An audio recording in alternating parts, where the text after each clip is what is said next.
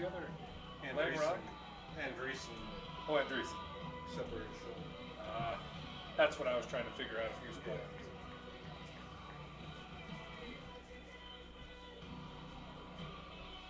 Come on.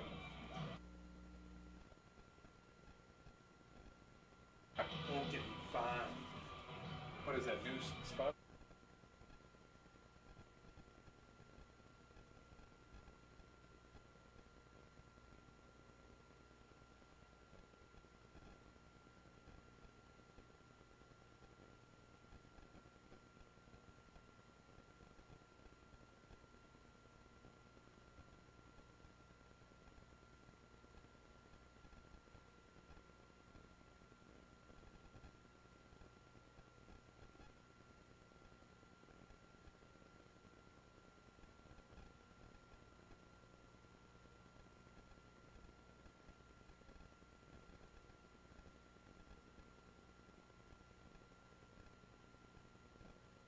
Although some of those folks may be over to the volleyball game yet.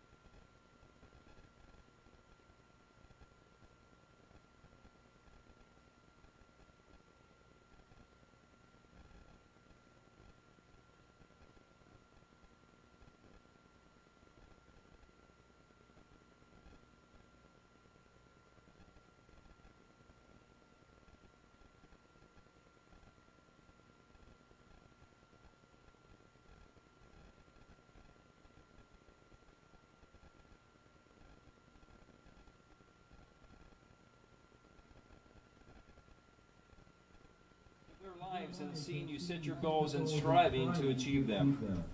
Along the way, you have created memories that will last a lifetime. Thank you and best of luck the remainder of this season. Let's introduce the players first. First up, Nate Andreessen, parents Shane and Dawn. Next up, Hayden Ask, parents Leroy and Laura.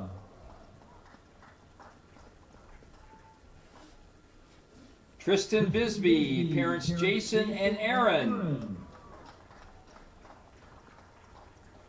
Andrew Bunkers, parents John and Jennifer.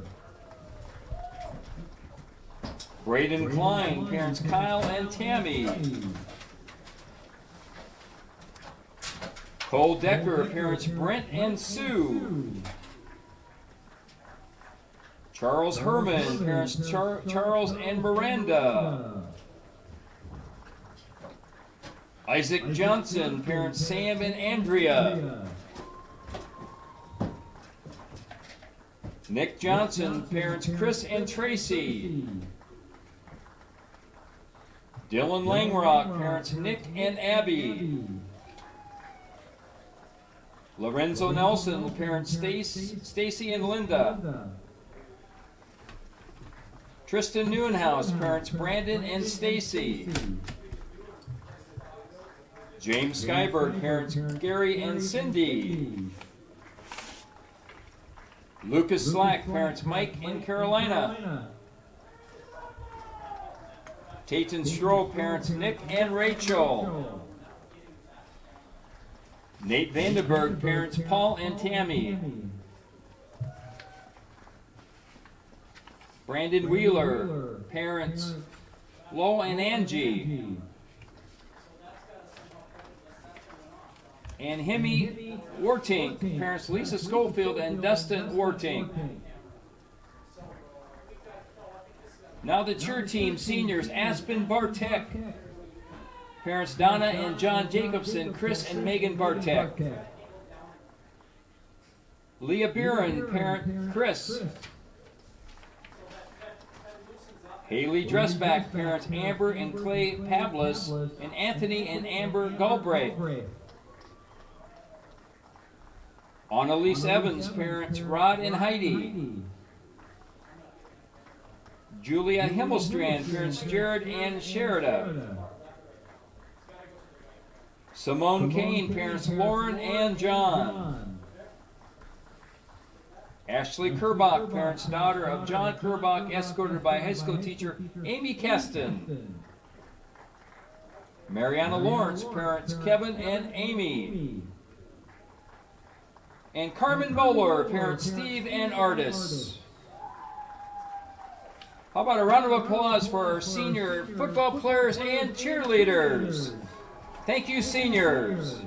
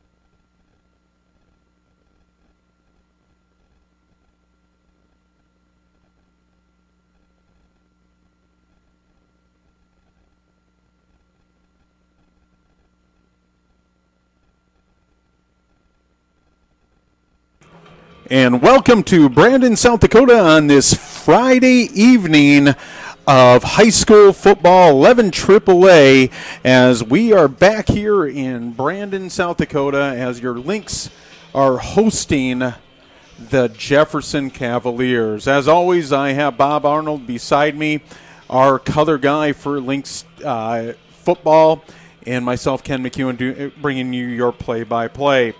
As Jefferson walks into this matchup, they're 7-0. They're on top of the AAA. In the last 4 games, they have scored over 40 points in every game, Bob. They have. They're a good combination of offense. They got a stout defense. The Lynx got their hands full tonight, Ken, but you know what? That's why they play the games. That's exactly right. And the Lynx coming off a real tight battle last week against Lincoln where they lost in that matchup, and we don't want to talk about losses too much, but they lost in that matchup 34-30 at Howard Wood Field. Right now the matchup, like we said, I keep on saying Lincoln because this Jefferson new thing, this is year 2 for Jefferson. But Sioux Falls Jefferson sitting at 7-0, 6-0 in the conference, and seed points at 1,000. And Brandon Valley sitting at 3-4 with the seed points right at 50. Right above them is the Sioux Falls Lincoln at 4-3. O'Gorman 5-2, and Harrisburg is sitting at 6-1, right below Jefferson. Last week, I watched some of the game. I wasn't able to go, Bob, but I watched some of the game online, and one thing I saw is that our secondary got picked on a little bit, and our secondary has a sophomore in Jelima that he's an underclassman, and he's really played well this year. But tonight, and why I'm focusing on the secondary is because I know, and I was able to go and watch the Jefferson-Washington game earlier in the year, Bob. They throw the ball, and they throw it really well, and we're talking about Jefferson's offense. Yeah, they do. Their quarterback is a 60+% completion person. He did not throw his first interception, Ken, of the entire year until last Friday night. And it seems like it's big plays all the time, Bob, as you're talking about Talon Ashley, the senior. He's committed, actually, basketball-wise to USF. And he's a great athlete, can run the ball, but he also can throw. He's averaging almost 17 yards per pass play. And you said 18 touchdowns, first interception. He's averaging about 201 yards through the air per game. They run the ball really well, too, with Nelson Wright, another senior, 513 yards, averages almost 7 yards per carry, and he's got 9 touchdowns. But the real super weapon on that offense is Griffin Wilde, the senior wide receiver. He's a commitment to South Dakota State, the Jackrabbits, and he has 31 receptions, 641 yards, but here's the big thing. He's averaging almost 21 yards per catch, 7 touchdowns. Just like when we played Pierre a couple of weeks ago, I made the comment pregame that it's important to not necessarily stop the first pass or break down the pass, which would be nice, but once they do catch it, you got to make the tackle. Because where Wilde gets his yards, a lot of his yards, and gets a lot of his touchdowns, is he's such a big, strong kid, 6'2", almost 190 pounds, fast. Right. And if you give him that step, he's going to beat you no matter where you go. So they got their hands full tonight. I completely agree. And now we focus on the Brandon defense. We've talked about all year, but the defensive end's got to get home tonight because Ashley, we know from the quarterback position, can run the ball, but he can also throw. So the defensive line needs to get there. They need to stop the run, but they need to get there, and that falls upon Vandenberg and Dowd tonight, the defensive ends for Brandon Valley. You're right, Ken. They got to be careful, though. You want to get pressure on the quarterback, but Ashley is very mobile with his feet. He's got the ability to break containment, so the defensive ends have got to be very careful in how they attack that and make sure that they don't either get to the outside and crash too hard or allow them to get into those gaps and get to the outside. Exactly. And the Lynx offense is led by Lucas Slack, the senior. You know, he's over 62% also, passing at a little over 1,700 yards, throwing 254. Actually, he's about 53 yards better in the air than Ashley is at 254 yards. He has more touchdowns through the air, 21 touchdowns, 5 interceptions, about 4 more than Ashley on the other side. Spears Whitty, has really been coming on late in the I should say in the season. You know, the running game really hasn't been real, like we're used to in the past years. But I think as we go in the next 2 games, tonight and then next week, and then you got playoffs after that, that running game needs to establish itself a little bit with Spears Whitty. He's got 453 yards. He averages 90 yards per game, 2 touchdowns. So you'd like to get him in the end zone a little bit more from the running back position, Bob. Also, Langrock is with, he's got 50 receptions, 790 yards. He averages almost 16 yards per catch, I should say, and 8 touchdowns. And when the offense was really clicking about mid-season, Bob, I thought the key was Andreessen. Andreessen was a huge part of those deep shots that they took, and Andreessen unfortunately is out right now with a shoulder injury. So we'll see what Bonwell, Whitty, Alpers, and I believe who's our other starter for Brandon Valley is going to be Stroh. Tayton Stroh. Tayton Stroh are going to fill in that position. Now, Ken, a little bit different dynamic there. Tayton Stroh, 6'4", a big target, 180 pounds. He's a senior, so he's been around the program for a while. Here's his chance to come in and make a difference, but that's tough to guard 6'4". You cannot teach height. First of all, we're going to bring you your national anthem. Proper etiquette is to remove all headwear. Face the flag and put your right hand over your heart. Active duty military personnel or veterans not in uniform may salute the flag. Playing our national anthem will be the Brandon Valley Trumpet Line under the direction of Drum Major Kate Bethensee. Sing loud and proud, ladies and gentlemen, our national anthem.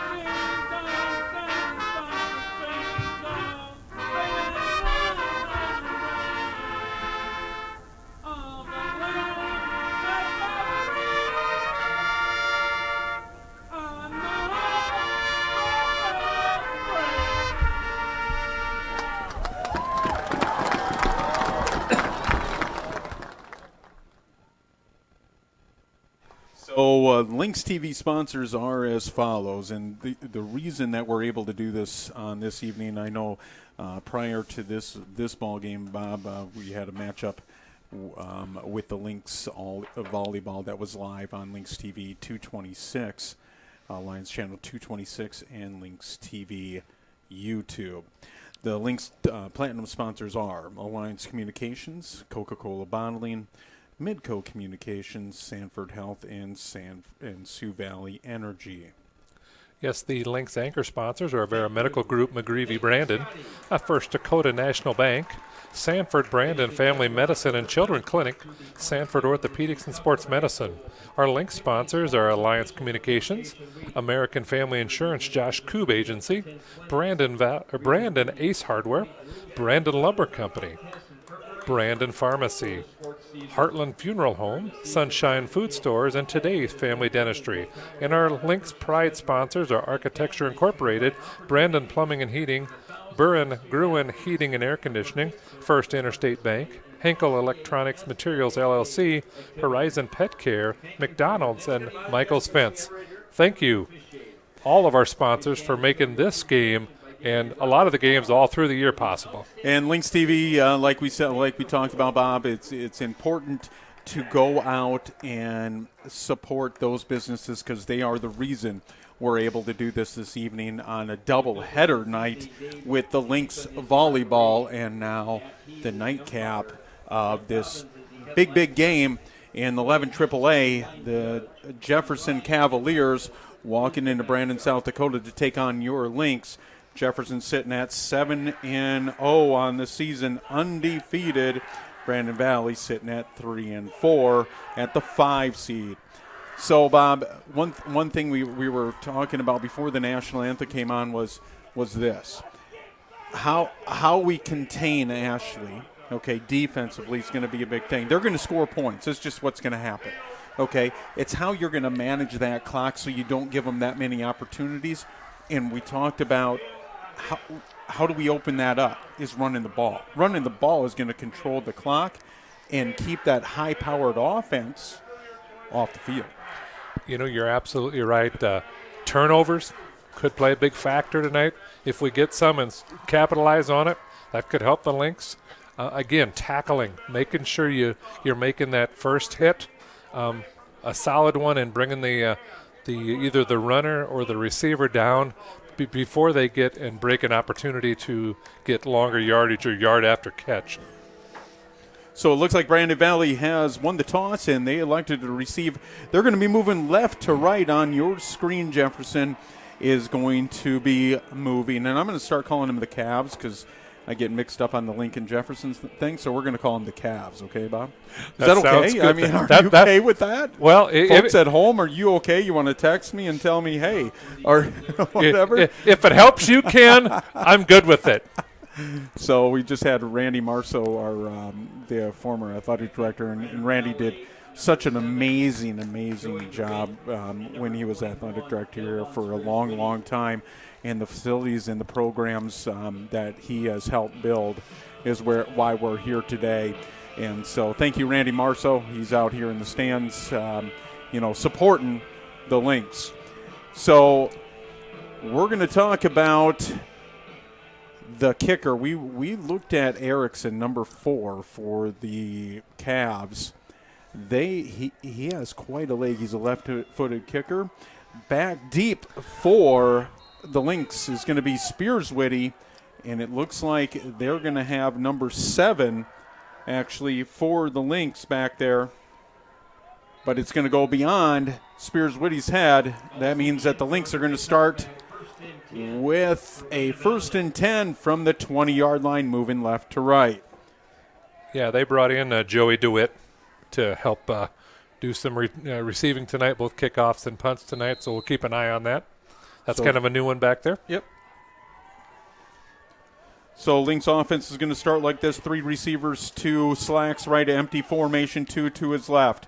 He's got Bonwell Witty far right in that formation. Spreads out the 3-4 defense for Cavs. I already made that mistake, Bob, but there's a completion to Spears-Witty out of that slot formation there, out of that trip formation. It's going to bring up a 2nd down and 8. I already made that mistake already. Lincoln. Bob. Yeah, I know. It's the Cavs. It's the Cavs, yes. Right. 2nd down and 8 for the Lynx opening drive, starting at about the 22-yard line. Still 3 receivers to his right. That's Nelson in the up back. 2 receivers to his left. Along with him, empty formation is Slack. There's a snap. He's going to look left. He's going to come back right. No, he's heavy pressure And he's going to complete it. Oh, it's going to be just incomplete. His intended receiver is going to be Alpers, but Griffin Wilde also plays defense number 2. He's a corner, broke that up, but we have a penalty flag at about the 34. Yeah, that was a good. The defender did a nice job of knocking that ball out when it was juggled by the receiver. And we have a player down for the Lynx right now on the left-hand part of your screen. And the flag, we'll see what the flag is here also, as the Cavs and the Lynx offense and defense are going to go to the sideline there. We haven't got a call on the penalty. It was 2nd and 8, incomplete pass to the potential wide receiver. It's the quarterback. It looks Lucas Slack. It looks like Lucas Slack is down. He's being helped off. And that's going to put in your backup quarterback, and that's going to be number 3, Thuy. But it's going to be a personal foul on the Cavaliers. That's going to pick up a first down and more for the Lynx, as your new quarterback is going to be Thuy in for the Lynx. He's a junior. Am I correct, Bob? Yeah, he is. He's a 6'1" and 170 junior. He's got some experience, Ken. He got an opportunity to get into some games last year due to an injury, so this is not going to be his first action. So Thuy in the backfield. He's got a pistol formation along with Nelson to his left. He's got Spears Whitty right to his right. One receiver, and looks like we're going to call a timeout. It's going to be Lynx timeout early in this first quarter. 11:16 to go. Lynx just picked up a first down with that personal foul, as you can see on the probably on the bottom of your screen there. I don't know if you can see it or not, folks, but you see Lucas Slack's going to go to the bench. He's being attended to by the medical staff. We'll see how that goes for the senior, as this is a big night, senior night for the Lynx. As beginning of our show, we had Bob Logan actually announce the seniors, and the parents were here. That's always a special night. I remember that night a long time ago, back in 1995, Bob. And, that was a special night. So you graduated then? Yeah, I did. Okay. I know you were a senior. I just had to clarify.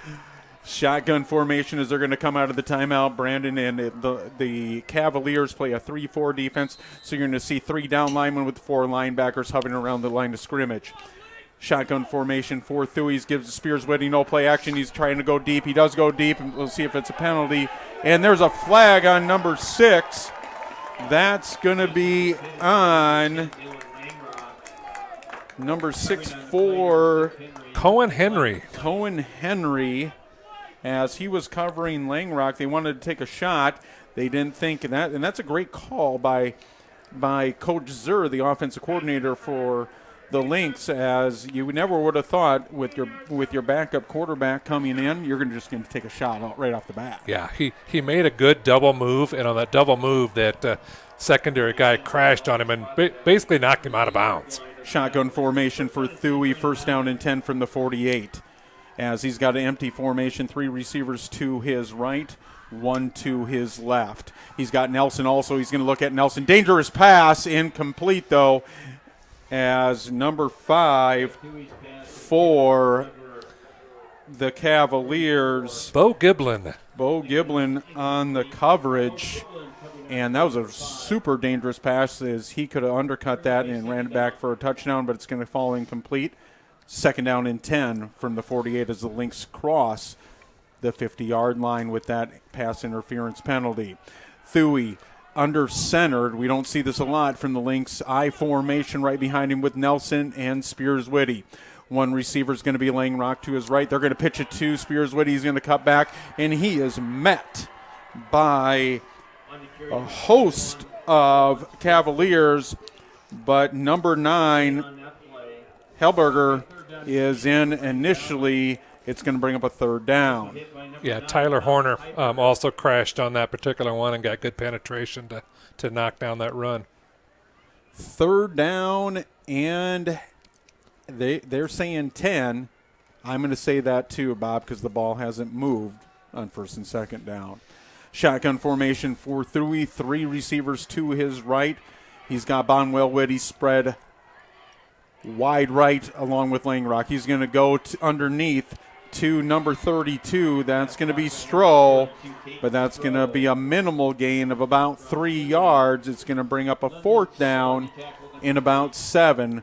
Lynx offense is staying on the field. I like the aggression that the Lynx are going with. They cross the 50 right at the 45-yard line. It looks like they're going to try to go for it on 4th down. Yeah, it's a gutsy call, but I do believe that Slack used to do some kicking for them as well, and he's unavailable right now. It looks like it doesn't look like it's too serious. It looks like they're trying to retape an ankle. Thuy, shotgun formation, Spears Whitty right to his right behind him. 2 receivers to his left. That's Langrock in the slot. Heavy pressure. Here comes a blitz, and there's a sack by the Cavaliers at about the 42-yard line, and they just brought the house, Bob, and the blitz worked for the Cavaliers. It's going to be Cavaliers ball with good field position at about the 44-yard line. Well, when you bring 8 people, it's tough to block them with 5.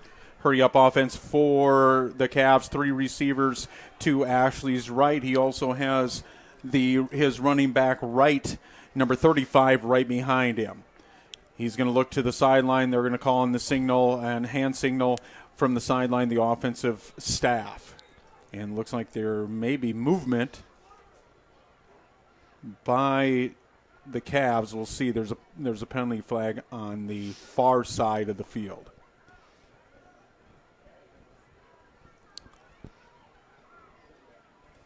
Dead ball. Encroachment. Defense. Number 31. Find out. Remain. So it's going to be encroachment on number 31. That's going to be Dowd, the defensive end for the Lynx, and it's going to be a 1st and 5 from about the 39. Ashley out of the pistol formation. He's got right behind him. He gives it to right. He's going to cut up the middle. He's going to gain a 1st down and about 3 more past that. He's going to be down, and it's going to be a 1st down for the Cavaliers at about the 31. Grayson Bortnam got the stop on that one, Ken. He's a very active linebacker for the Lynx. So 1st down for the Cavs at the 31-yard line. We saw they're really focusing on that backfield as Ashley can run it too. It's kind of an RPO read option for Ashley. He also has Siegfried, number 8, at tight end. 3 receivers to his right also with him. Shotgun formation. There's the give. He's going to give it to right again, and he's going to gain about 4, maybe 3 yards. They're going to call it 3.5, Bob. We'll see where they mark it, but it's going to be a hurry-up offense. They're going to say 4-yard gain, 2nd and 6 from the 27. Ashley looks to the sideline to his right. As you can see on your screen, he's now calling an audible to his wide receiver. That's going to be, I believe, Hutchinson out wide left. No, it's going to be Haug. He gives it to right again. Right has a big opening. He cuts it back across the grain at about the 6, maybe 7-yard line. That's a big gainer for the Cavaliers in a 1st down. Drake Jellema got the shoestring catch there. Probably saved a touchdown. 1st and goal at the 7-yard line. Lynx defense trying to hold here after they went forward on 4th down. Heavy pressure, dropped him back about 15 yards with the sack. It was a turnover on downs, and the Cavaliers took over on offense. Ashley, lead back. Quarterback draw. Right was right in front of him. A gain of about, I would say, what are you thinking, Bob, 2 or 3? Yeah, probably 2 or 3. A nice tackle by James Skyberg. So Wright was the actual up back there as he faked it. That was Ashley faking the handoff to Wright, and it was a quarterback keeper right behind that. It's going to bring up a 2nd and goal from the 4. Shotgun formation, we'll call it pistol formation, tight formation, actually for the Cavaliers. 2 tight end set. He's got Wilde far right, and there's the give to right. Touchdown, Cavaliers. Yeah, that was, you know what, they just went to the meat and potatoes, and they're just going to run the ball until you're going to stop them. And right now in that first particular set of downs, Lynx did not have an answer for their run game. So initially, we haven't seen any throwing from the Cavaliers. They ran the ball 4 times with Wright. He was the catalyst on that drive, and Ashley picking up about 3 yards also. Erickson on to kick the extra point. That's number 4 for the Cavaliers. It is up and good. 6:50 to go in this 11 AAA matchup, this nightcap of the doubleheader, as the Lynx volleyball was victorious, I believe, in the gym. Bob looked at me like, are you sure? Yeah, I'm sure, Bob. Okay. I got some good information. Okay, that's good, because out of all the stuff that I got, the volleyball score from earlier tonight was not one of those numbers. 7-0. Jefferson Cavaliers coming into this ball game 7-0 at top of the rankings, and 11 AAA in the state of South Dakota. Lynx offense started with a possession. They started with Slack rolling left, the senior number 8 quarterback rolling left, trying to find his wide receiver Alpers, and they got a roughing the passer call, 15 yards, but Slack went out with a leg injury also on that play. Bob Thuey came in, number 3, the junior for the Lynx.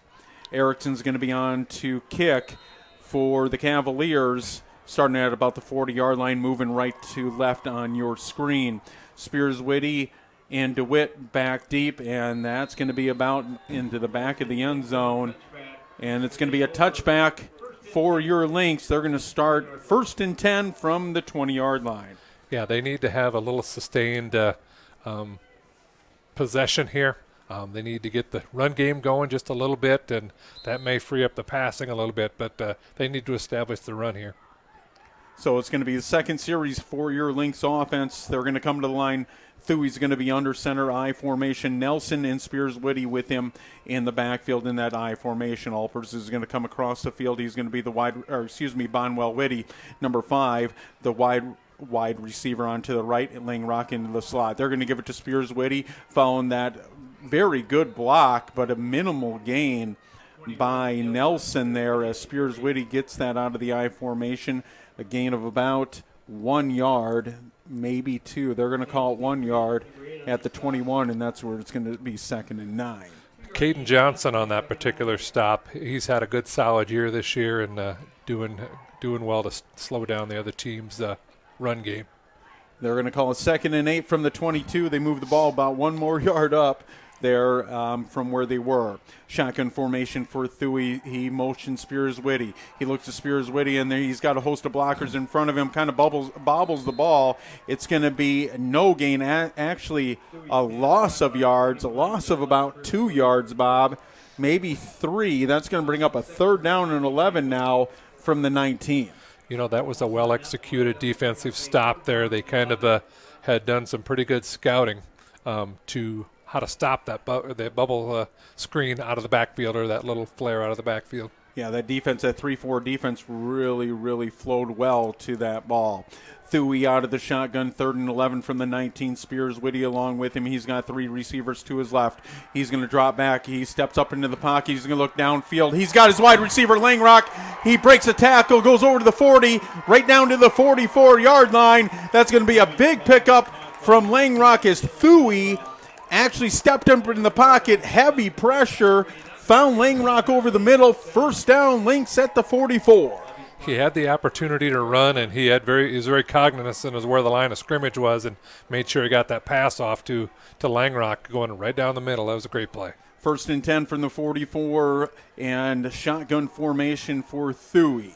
He's got 3 receivers to his right. He's along with 2 tight ends. It's going to be also Nelson. Spears-Whitty with him in the backfield. There's a snap. High snap. He's going to go deep. He tries to find Langrock at about the 50-yard line. Incomplete. Brings up a 2nd down and 10. Dawson Sexer was on the coverage there. That pass was just a little bit high.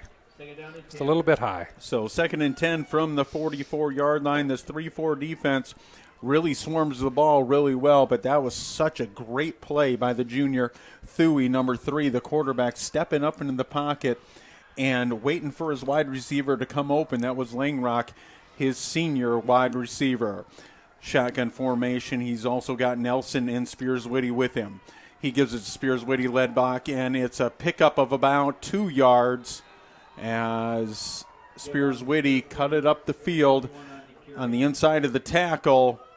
Gains about 2 yards, going to bring up a third down, and now 8 from the 46. Yeah, London Kolb came up and made the stop there after the initial penetration across the line. Did a good job of closing off that by the cornerback. And the Lynx are going to break the huddle with about 15 seconds to go on the play clock. Shotgun formation for Thuy, 3 receivers to his right, 1 to his left, along with Spears-Whitty. Drops back. Has a receiver. Langrock doesn't like it. He goes up top to him. We'll see if there's pass interference on Nelson. They're not going to call it. Punting team's going to have to come on for the Lynx. Yeah, that was a tough play. They sent 7 on the rush there. They made Thuy a little more uncomfortable in the pocket than he was hoping for. Haas is going to be on to punt for the Lynx. Number 80, Fields, is going to be back at about the 20-yard line for the Cavaliers. Haas looking for the snap, calls, barks it out. Really heavy pressure as he booms that kick all the way down to about the 31. They're going to roll down to the 29-yard line. So that's a good punt off that real heavy pressure. Jefferson Cavaliers are going to start with the ball at about they're going to say the 19-yard line. Yeah, Haas did a really good job because he had some pressure coming off the outside edge that just about got there. It's going to be, looks like, first down and 10 and heavy formation. 3, it looks like actually 2 tight ends for the Cavaliers. They're going to give it to Wright. They want to establish that run, which they've done already in the first series, as Wright's going to pick up about 4 yards, brings up a second down and 6 from about the 24-yard line. You know, Nate Vandenberg kind of went step inside the line, and then he went right down the line to grab the running back as he's hitting the hole. But the middle of the line needs to step up here a little bit and see if they can slow that inside run. They're not doing anything fancy, Ken. They're going between the tackles. They certainly are. 2 tight ends set for the Cavaliers. Again, 2 receivers to Ashley's right. He's going to pass, play action. And heavy pressure from Dowd, and that pressure was right there, as we'll see. It may have been number 90, Parliament from the defensive tackle position with the heavy pressure. Incomplete pass for the Cavs, 3rd and 6. You know, they did a good job of getting some pressure right up the middle there, so hopefully they can make some adjustments and make Ashley uncomfortable back there, because he looked like he was pretty comfortable, and all of a sudden pressure got to him. That's right. That is the worst nightmare, is pressure at the quarterback position. Shotgun formation for Ashley. 1 receivers to his right as the crowd comes to their feet, and defensively, timeout. Cavaliers, they didn't like what they seen defensively from the Lynx, so they're going to call their first timeout with 3:04 to go. 7-0. Cavaliers over your Lynx. Your Lynx TV sponsors are Lynx Platinum sponsors Alliance Communications, Coca-Cola Bottling, Midco Communications, Sanford Health, and Sioux Valley Energy.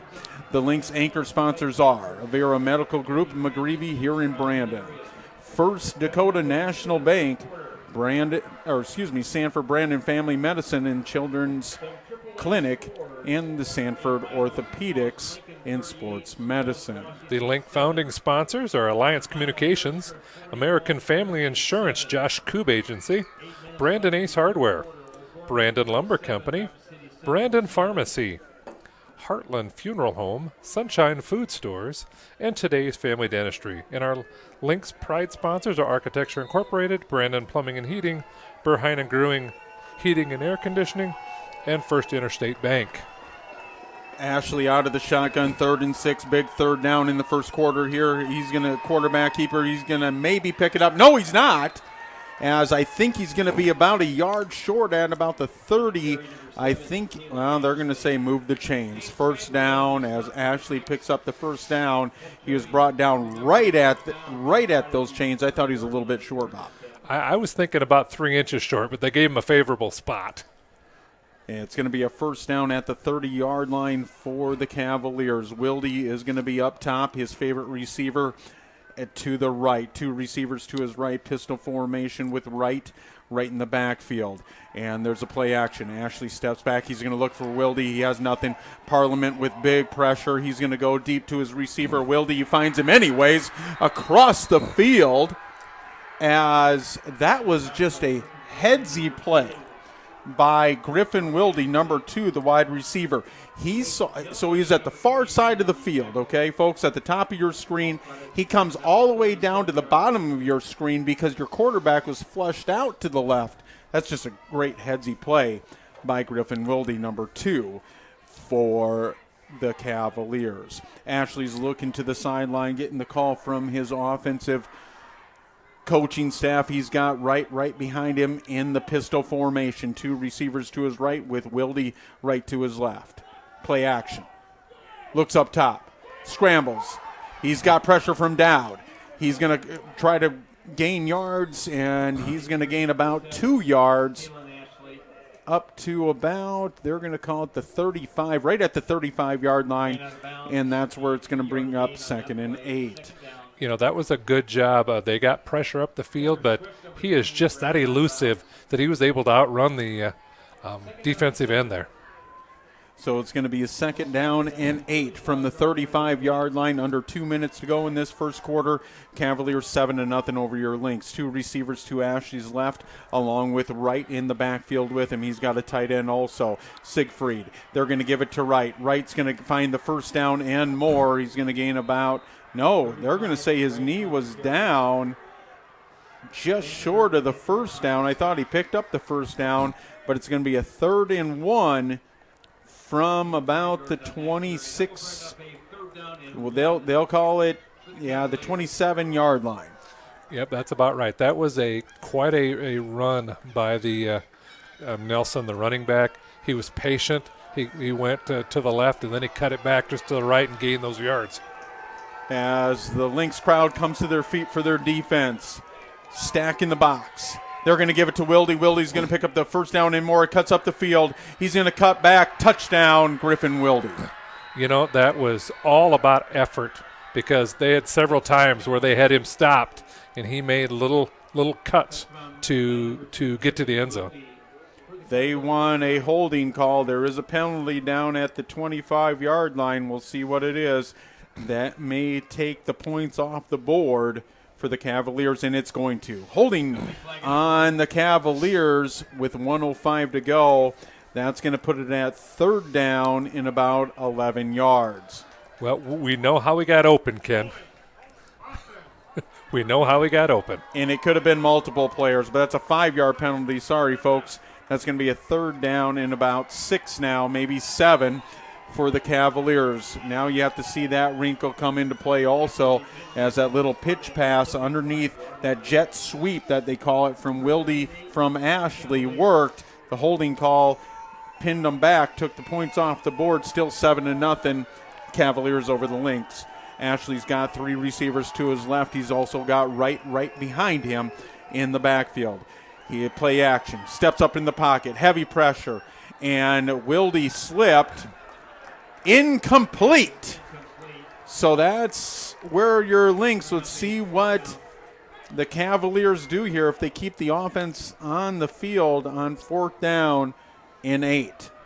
It appears that they're going to do that. So it's going to be 3rd down and 8 as Ashley tried to find Griffin Wilde, his senior wide receiver, the wide receiver that committed to the Jackrabbits earlier this year. Griffin Wilde, the leading receiver in the state in yards per catch by. Shotgun formation for Ashley.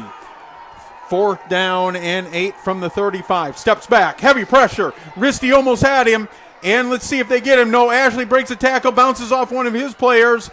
First down and about 10 more as Ashley's going to grab that first down and bring it down to about the 16-yard line, Bob, on the quarterback keeper. Yeah, you saw all his athleticism on display. He had speed, they were getting pressure, and he decided to tuck the ball up and run and got some good yards after past the line of scrimmage. So that fourth down play worked. Remember, early in this first quarter, Lynx tried to go for it on fourth down at about the 48-yard line. They did not get it, led to points for the Cavaliers. The Cavaliers pick up their first fourth down conversion of this first quarter. Shotgun formation, they give it to right. No, it's going to be a quarterback keeper from Ashley again. He's going to find to the outside. He cuts it back at it down about the 2-yard line where it's going to be a first and goal from the 2. Now we've seen Ashley with his feet. Yeah, there was all kinds of misdirection. There was fake end-arounds. There was fake reverses. And he said, I'm just going to keep it because everybody's got to be going to the left because that's where all the play action was. And he made a good run down to the 2. A lot of RPO going there, but that's going to be the end of the first quarter in this 11 AAA matchup between the 7-0 Cavaliers and your 3-4 Lynx. 7-0. You know, it was a good, rough played first quarter. The Lynx need to figure out a way to stop the running game a little bit. But, Ken, I'm going to finish up with our Link Pride sponsors. We've got First Interstate Bank. We've got Henkel Electronics Materials, LLC. We've got Horizon Pet Care. We've got McDonald's. We've got Michael's Fence. Thank you, all of our sponsors, for making this this game possible. But the Lynx defense is going to have to come up with something to slow down the offense. They're not having to pass much. They're not, and Ashley and Wright have been the catalyst so far. It was a beautiful play by Griffin Wilde to come across the field and for his quarterback there.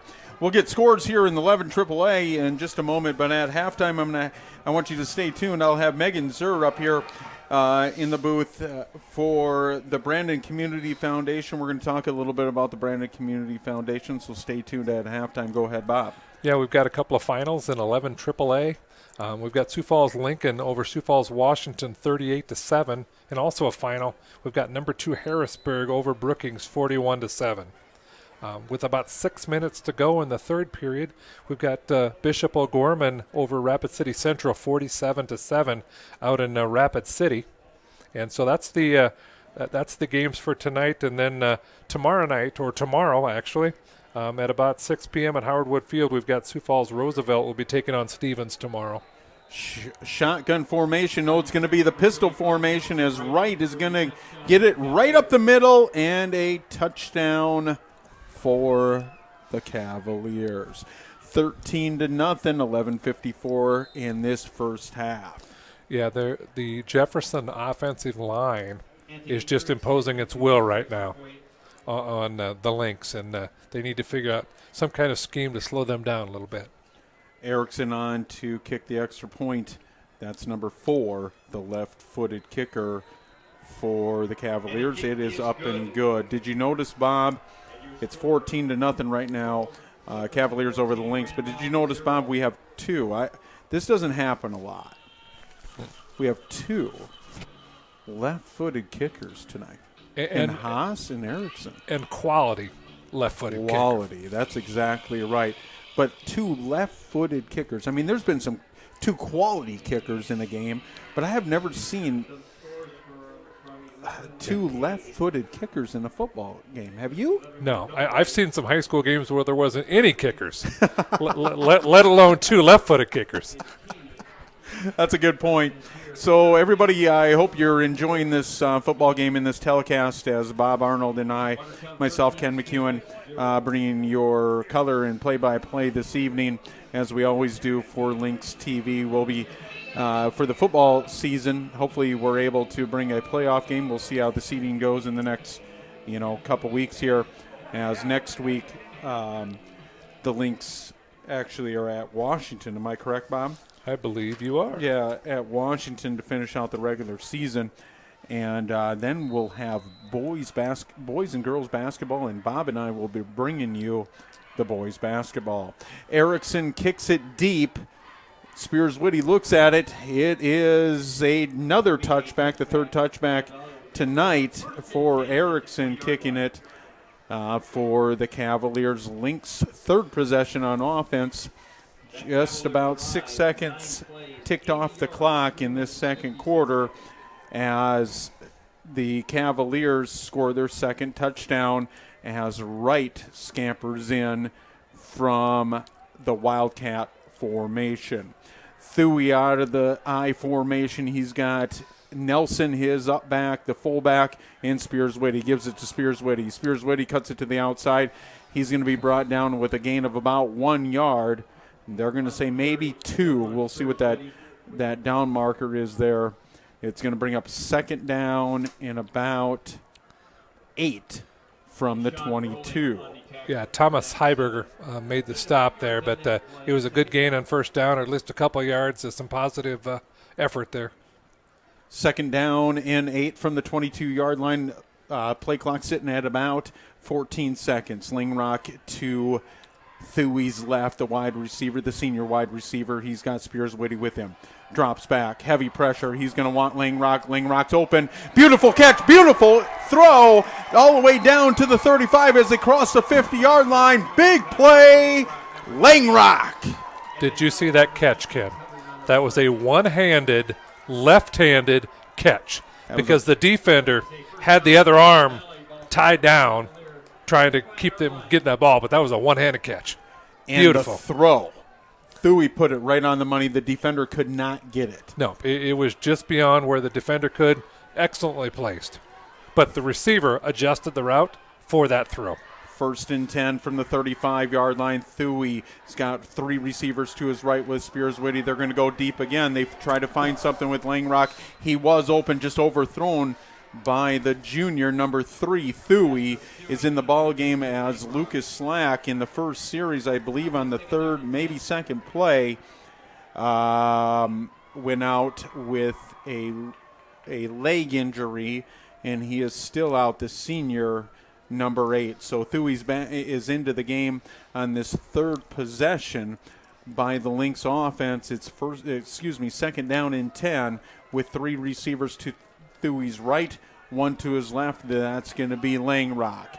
Spears Whitty with him in the backfield as it looks like they're going to bring heavy pressure. They do, and Lynx do complete it. No, it's going to be incomplete as the Cavaliers brought a lot of pressure, Bob. Bonwell Whitty just dropped that pass. Yeah, they sent 6, and they brought it from the exposed end here, and he was getting pressure. You know what? It was not a bad play design. He just dropped the ball. Shotgun formation for the Lynx as Thuy and Spears Whitty in the backfield. Lingrock to his left, 3 receivers to his right. That's Nelson and Bonwell Whitty. Heavy pressure as number 9. That's going to be for the Cavaliers. Heiberger. Heiberger's going to come in with the sack. I believe the Lynx, let's see if they're going to punt. They're going to. They're going to try to play this field position now, as that's going to bring up a 4th down in about 15, as that sack by Heiberger, number 9, for Jefferson. A big play we've seen on the last 2 crucial series. We've seen a lot of pressure coming into Thuy's face. Back to punts, Haas. Heavy pressure. We'll see if they're going to throw a flag. He might have been hit, but there is a flag at the 21-yard line, as you can see on your screen on the left side there. We'll see what that is. That's not going to be anything with the kicker, as that's a side judge down the field a little bit, as your intended kick returner was Fields, number 80, for the Cavaliers. We'll see after they get out of that huddle there, see what the call is. Yeah, it's kind of in a weird spot there. Could be a couple of different potential penalties. After the punt, hold. What? Number 40, post scrimmage, kick and fork straight, 10 yard kick. First round, the ball Jefferson. So it's going to be a holding penalty on Jefferson on the kickoff return. And it's going to start, instead of the 20-yard line, because it would have been a touchback, it's going to start at the 10-yard line for the Jefferson's offense with their fourth possession of this first half. Ashley, he's got Wright with him, the running back. They're going to give it to Wright. He's going to cut up. He's going to cut up in a big hole. That's not going to be Wright. That's going to be number 13, Johanna, the running back, as he brought some quickness to that position. Yeah, he did a one step to the right and then crashed the hole back to the left, which is against the grain, and there was a good channel there for him to run. And he's not an overly large running back, so it's easier for him to get through that particular line for the game. We've seen Wright a lot. Number 35 has 2 touchdowns in this football game already, but now Johanna's in the ball game right directly behind Ashley. Shotgun formation, pistol formation as Johanna's right behind him. He's got 2 receivers to his right. He finds Wilde, tries that screen pass, but it is snuffed out by about 6 Lynx. But the first player to get there was the corner, 23, Breest, for the Lynx. You know, we talked about that. You know, you're not going to stop them from completing all the passes. It's stopping them when they get the ball and not letting them get a lot of yards after catch. A lot of yards after catch, and that's what Wilde's been doing all year, as he averages almost 21 yards per catch on the season. That's a lot of yards, Bob. Shotgun formation. Ashley with Johanna right behind him, 2 receivers to his left. He also has a receiver to his right. Drops back. He's going to try to find that receiver to his right. That's going to be number 13. Number 17, Robert Hutchinson, the wide receiver, and that's his first catch of the game. First down, Cavaliers. You know, that was an excellent route. It was an out route, and there's not much that the defense is going to be able to do on that because he's a deep threat as well. Shotgun formation for Ashley. He's got a receiver to his right. He also has Siegfried, the tight end, and tight formation, number 8. He's going to motion to his left. That's Siegfried, the big tight end for the Cavaliers. They're going to swing it out to right. It's going to be incomplete. They wanted that. Looks like they want to hit those quick hitters, Bob. They try to get right out of the backfield, incomplete. You know, they're like a run, Ken. They're a very safe play. There's not a lot of risk. So that's almost as good as a run here. So it's going to bring up a 2nd and 10 from the 36-yard line. The Cavaliers with their 4th possession of the game. Griffin Wilde's going to come off the field. The SDSU commit wide receiver. 3 receivers to Ashley's left. He also has Wright with him, right to the left. You got to watch that tight end, Siegfried, to the right of the formation. And there goes a counter play. Lead block from Siegfried as he breaks Ashley open. Ashley gets a ton more yards. He's going to bring it up to about the 50-yard line, and that's where it's going to be a first down for the Cavaliers. Yeah, that's really tough when you've got a mobile quarterback, because then you got to worry about the receivers, you got to worry about the running backs, and somebody's got to account for the quarterback, and that's tough to do when you've got an athlete like that. First down from the 50-yard line as the Lynx defense is trying to find a solution to stop the run. I think if you hone in and stop their run, make them one-dimensional, I know that's a tough task. We know they can throw the ball too, but I'd rather them try to throw the ball than run the ball all night. Shotgun formation, and Ashley doesn't like it. He's going to look to the sideline. Timeout. That's going to be Jefferson's 2nd timeout of this first half. Cavaliers 14, your Lynx 0. You know, he clearly did not like the play call that was there and the defense that was out there. So that's a smart, heady play from a good young quarterback to make sure that he doesn't call up something that's going to hurt them. So it's going to bring up a first down and 10 from the 50-yard line. We talked about that. It's Jefferson's 4th possession of this first half. They're ahead 14-0. That first drive on the first series, the Lynx tried to go for it on 4th down as they crossed the 50-yard line. Remember, with that extended penalty on that personal foul, Lynx tried to go for it on 4th down. They don't get it with that heavy pressure. That was a sack, and it pinned the ball back with great field position for the Cavaliers at about the 43-yard line. So they've really, except for that second series where they scored, the third series when they scored, they've really had good field position. Yeah, they really have. Shotgun formation for Ashley. He's got 2 running backs with him in the backfield. Griffin Wilde back deep. He's going to go to Wilde, trying to find the sideline, has him.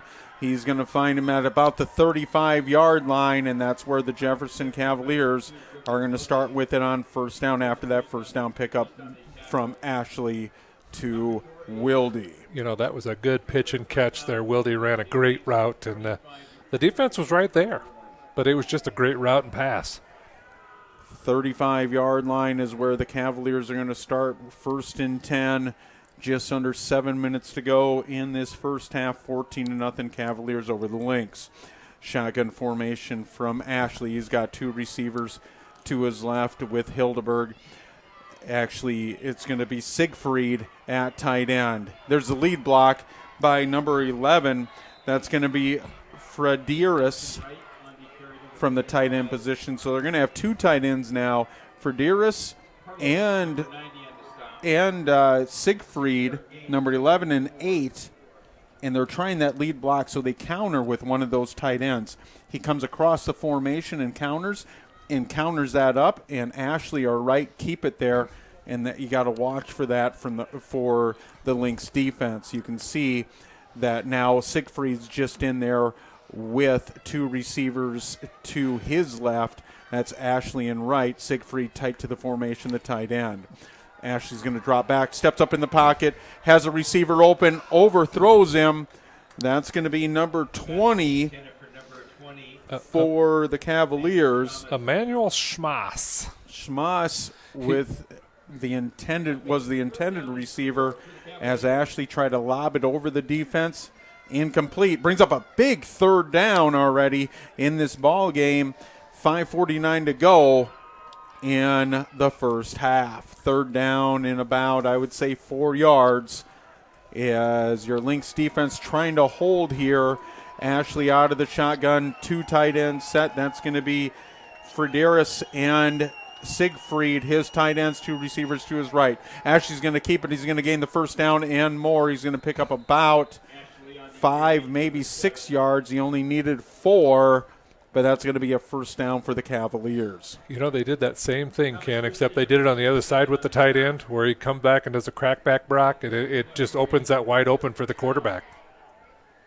So 5:30 to go, first half, 14-0 Cavaliers coming into Lynx Field, 7-0 on top of the AAA. Shotgun formation for Ashley. He's got right behind him, has 2 touchdowns on the night so far for the Cavaliers, 2 receivers to his left.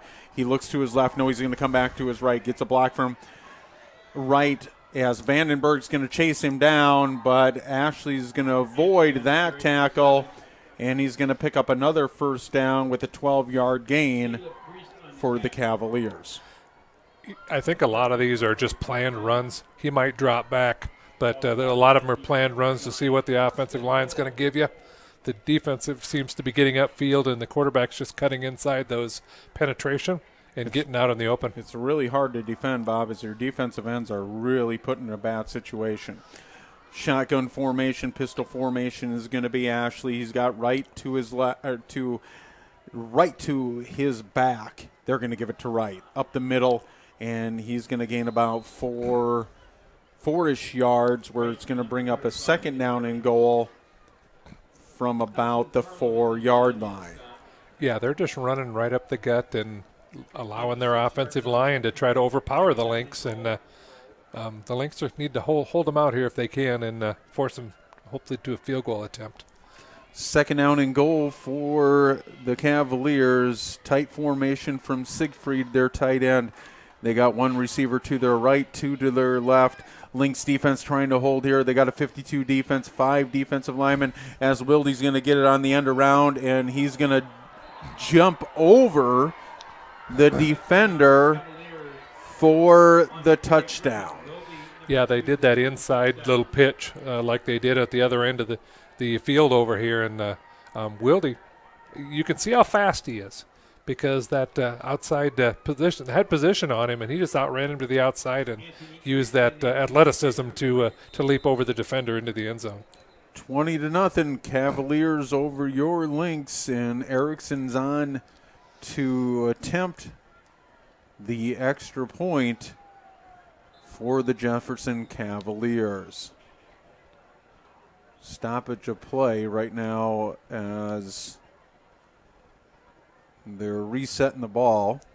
It looks like they moved it an inch, Bob. Maybe a half. They touched the ball.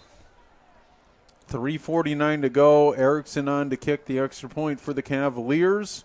Up, and it's good. 21-0. Cavaliers over the Lynx. 3:49 to go in this first half. Yeah, they had some good execution on some plays, but it's tough to slow this offensive down. They've just got so many different ways to get to you, with the quarterback being the catalyst there in being able to either run it, pass it. But I think the Lynx let's get a good series here and see if we can move the ball here. So they always say defensively pick your poison if you have a really good offense that can run the ball or throw the ball. Well, I always, as a defensive coach, I've always said first thing you do to any offense is stop the run. You don't stop the pass to run, you stop the run to pass. And I would rather them put it in the air because the chances of something bad happening in the air is a better chance of something bad happening, an incompletion, interception, whatever, than running the football and gaining a chunk of yards. So you got to stack that box. You got to be able to stop the run. I totally agree with you. Like you said, we got to pick our poison here. Let's just see what the Lynx can do on offense here after they get the ball back. It's going to be a crucial series here for the Lynx offenses. We're coming into halftime, 3:49 to go. Spears-Whitty's going to take it at about the 5-yard line. This is where he can start that offense and start to catapult that offense. He's going to be brought down at about the 25-yard line, so a gain of 20 yards for Spears-Whitty on the kickoff return. What I'd like to see here, Ken, to kind of slow down the attack on the quarterback, I'd like to see a screen. Well, they've tried it. Remember, they've tried it a couple times. It was that close to working. I agree with you. Yeah. Under center is Thuy, I formation, and he's got Spears-Whitty. He gives it to Spears-Whitty. Spears-Whitty cuts it up the middle. He's going to bring it all the way down to about the 29-yard line. It's going to be a pickup of about 4 yards, Bob. Brings up a 2nd down and 6. Positive yards are the key. Remember, Lynx have 2 timeouts remaining in the first half, 3:20 to go. You know, they did a good job of blocking the internal part of that line there, and the Spears-Whitty did a good job of finding that little crease. Shotgun formation now for Thuy. He's got Spears-Whitty with him with Nelson at the tight end position. High snap. A lot of pressure. Tries to find Spears-Whitty, but it's fortunately incomplete.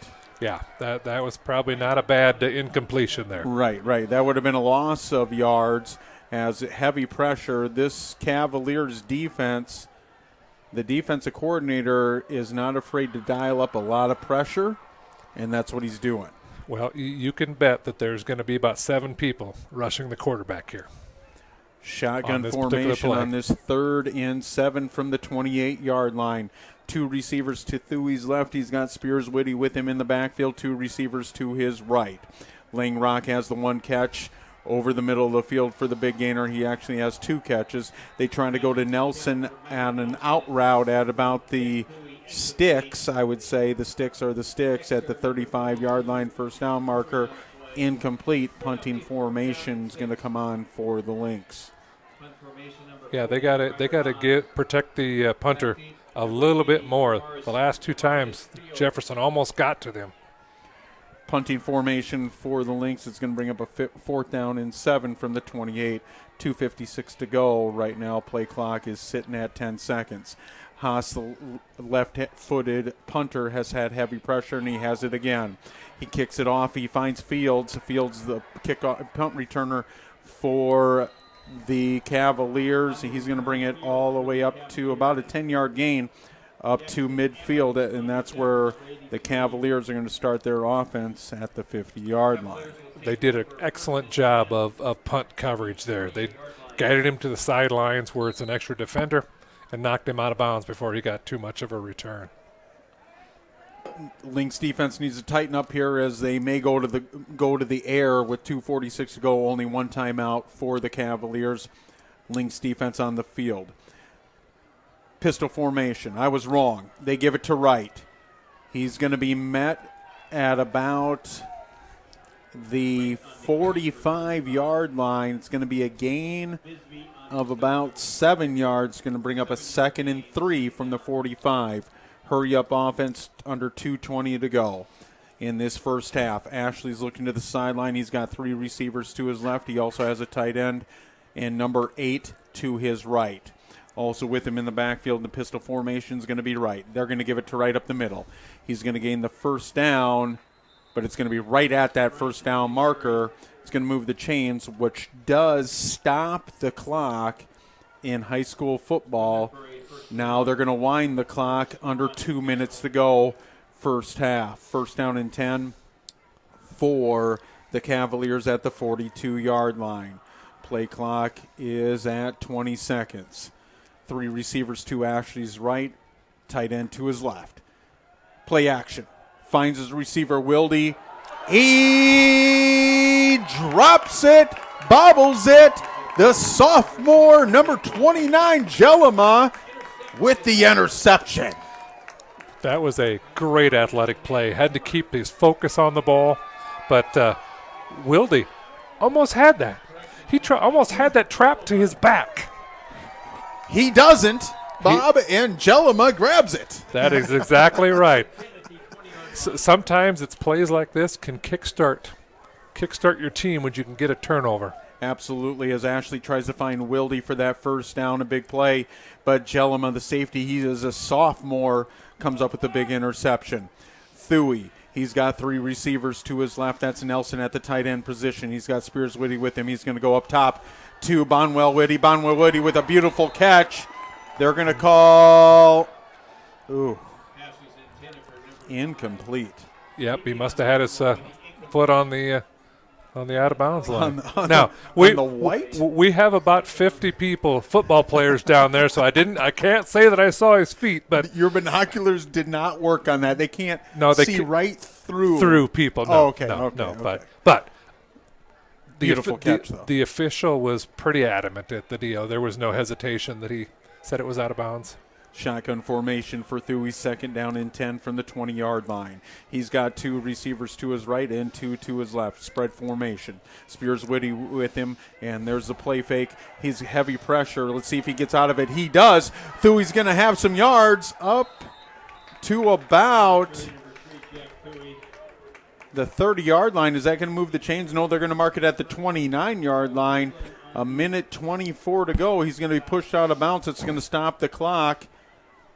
3rd down and about 1 as Thuy had heavy pressure. He did a great job of escaping that sack. But once he got out there was nobody back here on the defense because they were all crashing. 3rd and 1 from the 29-yard line.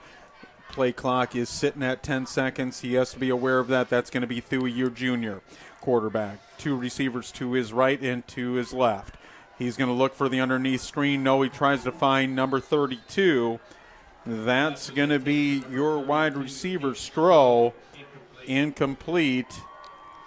Punting formation comes out as Haas, the punter for the Lynx, comes out to the field. Fields, number 80, is back deep at about the 35-yard line. And you always got to look for a fake here. You know that's what the Jefferson sideline's saying is it's only a 4th and 1. You do not want to give the Cavaliers field position like that, and they're going to punt. And the punt is off. Fields grabs it. Beautiful play by, it looks like, number 83 from the Lynx on the punt coverage. Jackson Adams with the beautiful coverage at the 41-yard line.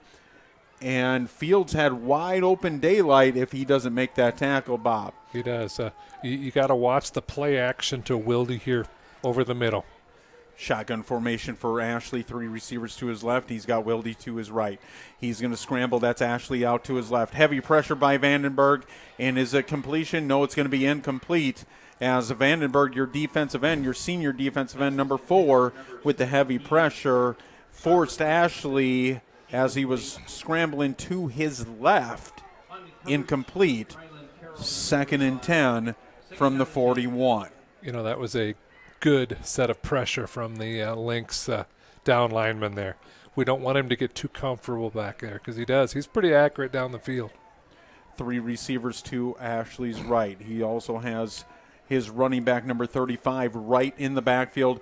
1 receiver to his left. They're going to give it to right. Vandenberg is right there, and he is going to swallow up right in the backfield. Loss of 1. He did a great job of crashing from his end position and just followed him right down the line for that tackle. Vandenberg must be pretty quick because that Nelson kid is a quick young man.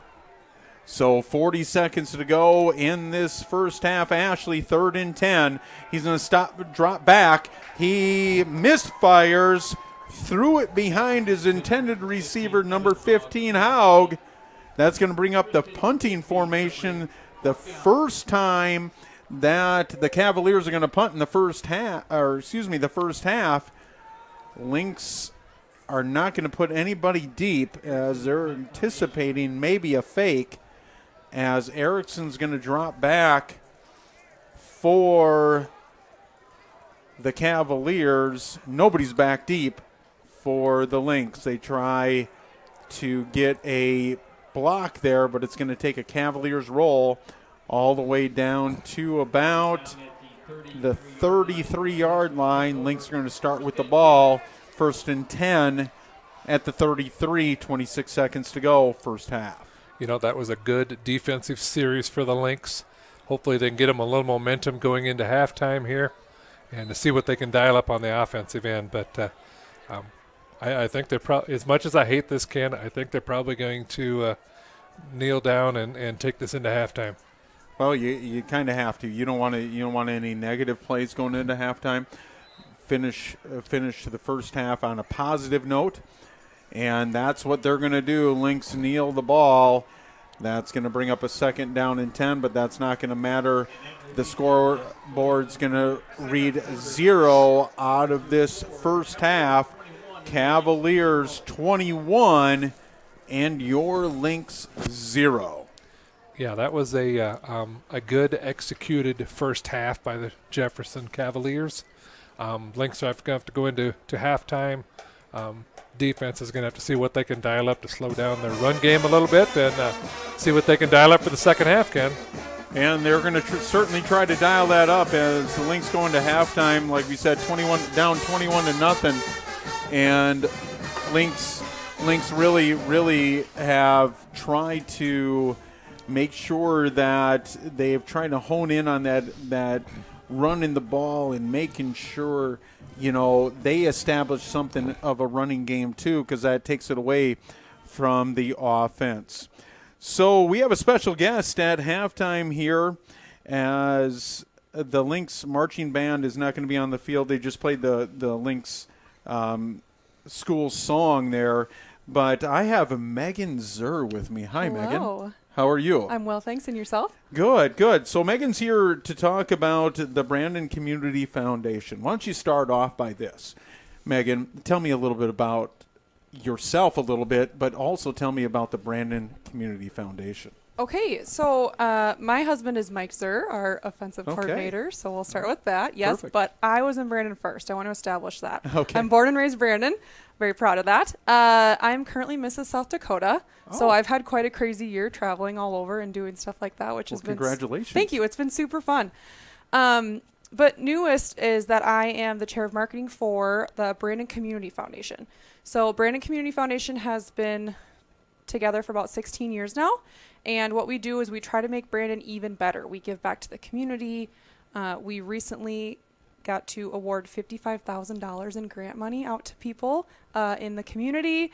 And we do lots and cool stuff like that. Included is Oak and Vine. So I think we're here today to talk about more about We that. are. I wanted the folks at home, and they're on channel 226 Alliance Communications and Lynx TV YouTube, to hear about what the Brandon Community Foundation really does in the community and what you're here for, Megan. So let's talk about that Oak and Vine that's coming up for the Brandon Community Foundation. Yes, so October 28th in the evening at the Holiday Inn, we're going to get together. And it's an evening that we get to do a lot of things. My favorite piece is celebrate somebody who takes home the Spirit of Brandon Award that we give away every year. Just somebody who truly gives back to the Brandon community, makes a huge impact, whether it's somebody who brings a really cool business to town or somebody who's involved in everything Brandon, people that just bleed black and red. So that's my favorite part of the evening. Another piece of the evening is that we will be celebrating the people who put in an application to receive a grant from the money that we raise throughout the year as the Brandon Community Foundation, and we get to celebrate those people and kind of learn more about their organizations and how they plan to spend those funds. Perfect. That Yes. sounds amazing. It's so fun. So I don't want to put you on the spot here, Megan, but do you know last year's recipient of that? For the grant money? Yes. Well, there's tons. Okay. Yeah, so we give it so to it's all spread different. around. Correct. Okay. Yes. Okay. Perfect. Yep. Last year, our Spirit Award winner was Coach Bob Young. Okay. Yes, and so they got to come out. Anybody who is the Spirit of Brandon Award winner comes out, and they get a whole table to celebrate with their family and friends that evening. And it's just a super fun night. There's live music, there's wine, there's good conversation. We've got Tony's Catering out there, so it's a great time. Awesome. Yeah, Yes.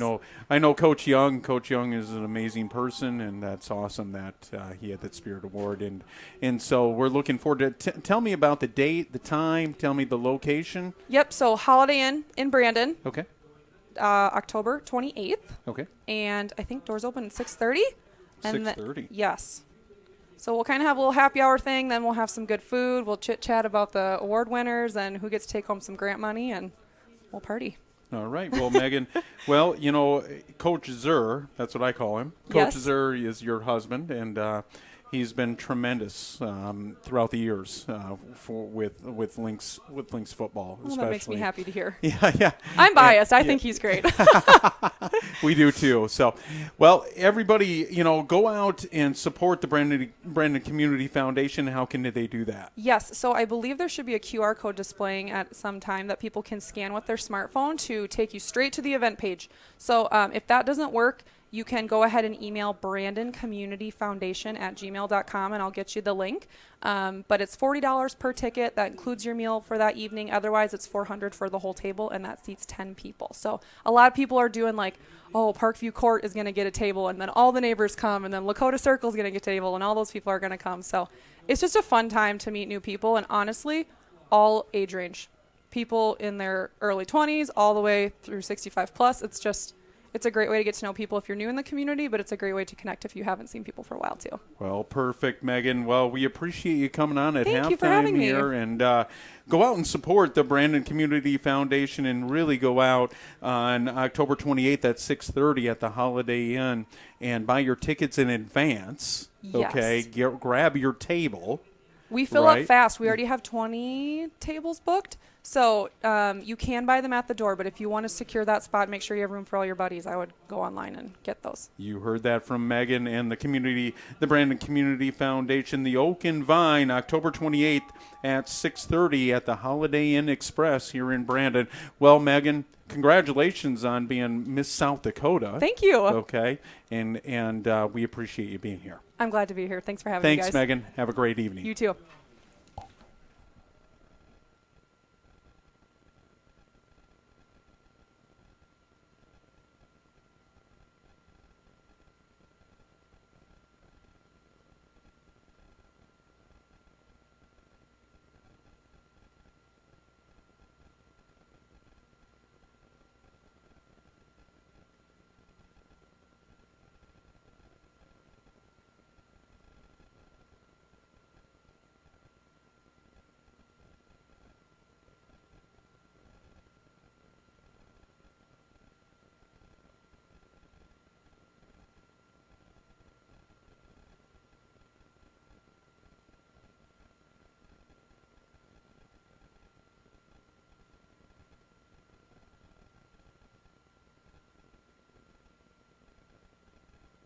Isaiah Peters, parents Jonathan and Ann Peters. Hannah Preheim, parents Dustin and Stephanie Preheim. Chance Reindl, parents James and Jill Reindl. Ethan Rohr, parents Todd and Susan Rohr. Connor Siever, parents Brian and Larry Siever. Caitlin Van Dyke, parents Chris and Susan Van Dyke. Round of applause for our senior marching Lynx. Thank you.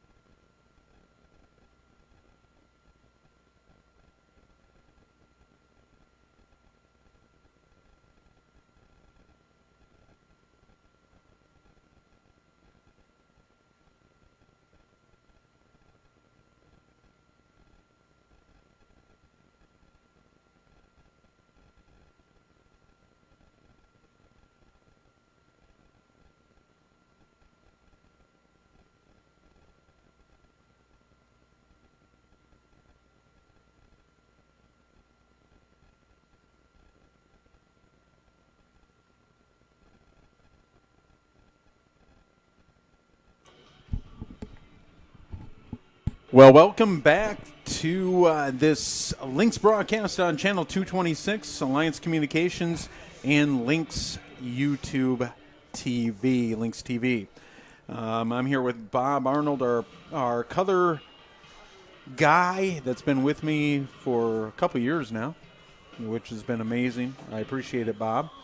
I'm Ken McEwen, your play-by-play. If you're just joining us this evening, the Cavaliers walked into Brandon this evening. Late start, 8 o'clock ball game because we had a doubleheader. The Lynx volleyball victorious tonight in this doubleheader, and then the football game to follow at 8 o'clock. Cavaliers coming in at 7-0, top of the 11 AAA, and they are showing what type of juggernaut they are in 11 AAA. Up 21-0 over your Lynx in the first half, Bob. Yeah, they're rolling pretty well on offense. The Lynx really haven't had too much of an answer, although a little bit of positive note. They did get that stop in that last series to end the half, so hopefully they can pick up on something and did some good defensive things there. But what the Lynx need to do is to see if they can find something to combat that pressure on the offensive side, because they're sending 6 and sometimes 7 after the quarterback, and that's tough. It's tough to block that. They might have brought 8 on that one play in the first series when the Lynx went for it on 4th down. Yeah, they brought the house and then some. But we've got a good coaching staff here at Brandon, and they're hopefully they got something dialed up for the offense to at least move the ball a little bit. They did have some success on a couple of longer passes, but it's because they got the ball out in a hurry. So they got to try to dial up something that's quick hitter that can relieve that pressure that they're getting from the defenders of the Cavaliers. And, oh, by the way, Ken, I do want to congratulate you. Me? I don't believe after about the first 4 minutes of the game that you've called them Lincoln yet. So you've called them the Cavaliers, so it's good. First series, I said it. I remember that, and I almost banged my head up onto the wall because in our pregame, like you said, Bob, I told everybody, I said, hey, I'm used to saying Lincoln, not Jefferson, and so it's kind of catchy now, and we're okay. This is year 2 for Jefferson, and we're talking about Sioux Falls Jefferson. And, well, thanks. I don't need a trophy or anything, Bob, but we're good. Will a pat on the back do, Ken? Well, Lynx TV sponsors are as follows. The Lynx Platinum sponsors are Alliance Communications, Coca-Cola Bottling, Midco Communications, Sanford Health, and Sioux Valley Energy. Your Lynx anchor sponsors are Avera Medical Group, McGreevy here in Brandon, First Dakota National Bank, Sanford Brandon Family Medicine and Children's Clinic, Sanford Orthopedics, and Sports Medicine. Your Lynx founding sponsors are Alliance Communications, American Family Insurance, Josh Koob Agency, the Brandon Ace Hardware, Brandon Lumber Company, Brandon Pharmacy, Heartland Funeral Home, Sunshine Food Stores, and Today's Family Dentistry. And our Lynx Pride sponsors are Architecture Incorporated, Brandon Plumbing and Heating, Burren and Gruen Heating and Air Conditioning, First Interstate Bank, Henkel Electronics Materials LLC, Horizon Pet Care, McDonald's, and Michael's Fence. Thank you to all of our sponsors for helping us put on this game and all of our games this year here at the Brandon High School and on Lynx TV.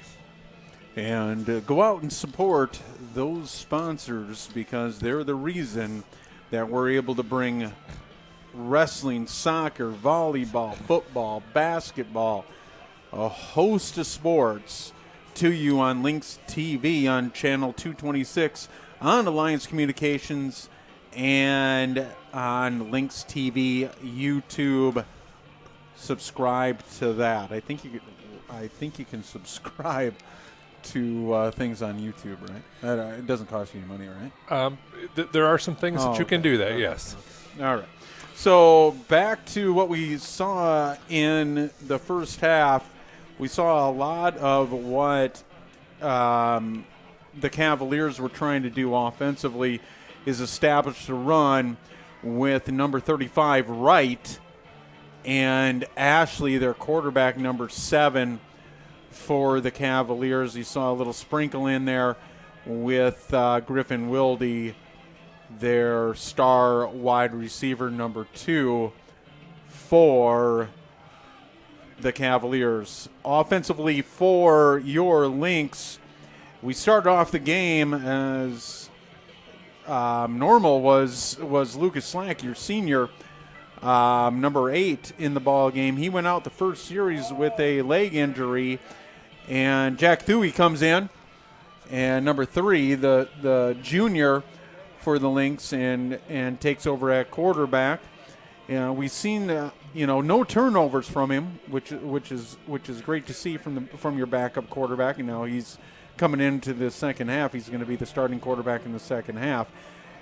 We saw him connect a couple times. He stepped up in the pocket and found Langrock, his senior wide receiver, over the middle. I believe it was about a 24-yard gain. And then that deep pass for about 30, 35 yards down the sideline to Langrock, which Langrock also caught one-handed. You pointed it out, Bob. So we've seen a little bit of offense. They haven't been able to get Spears Whitty, number 21, the running back, going in this ball game. You want to come back in this ball game, you got to put points on the board, and that's going to be the key.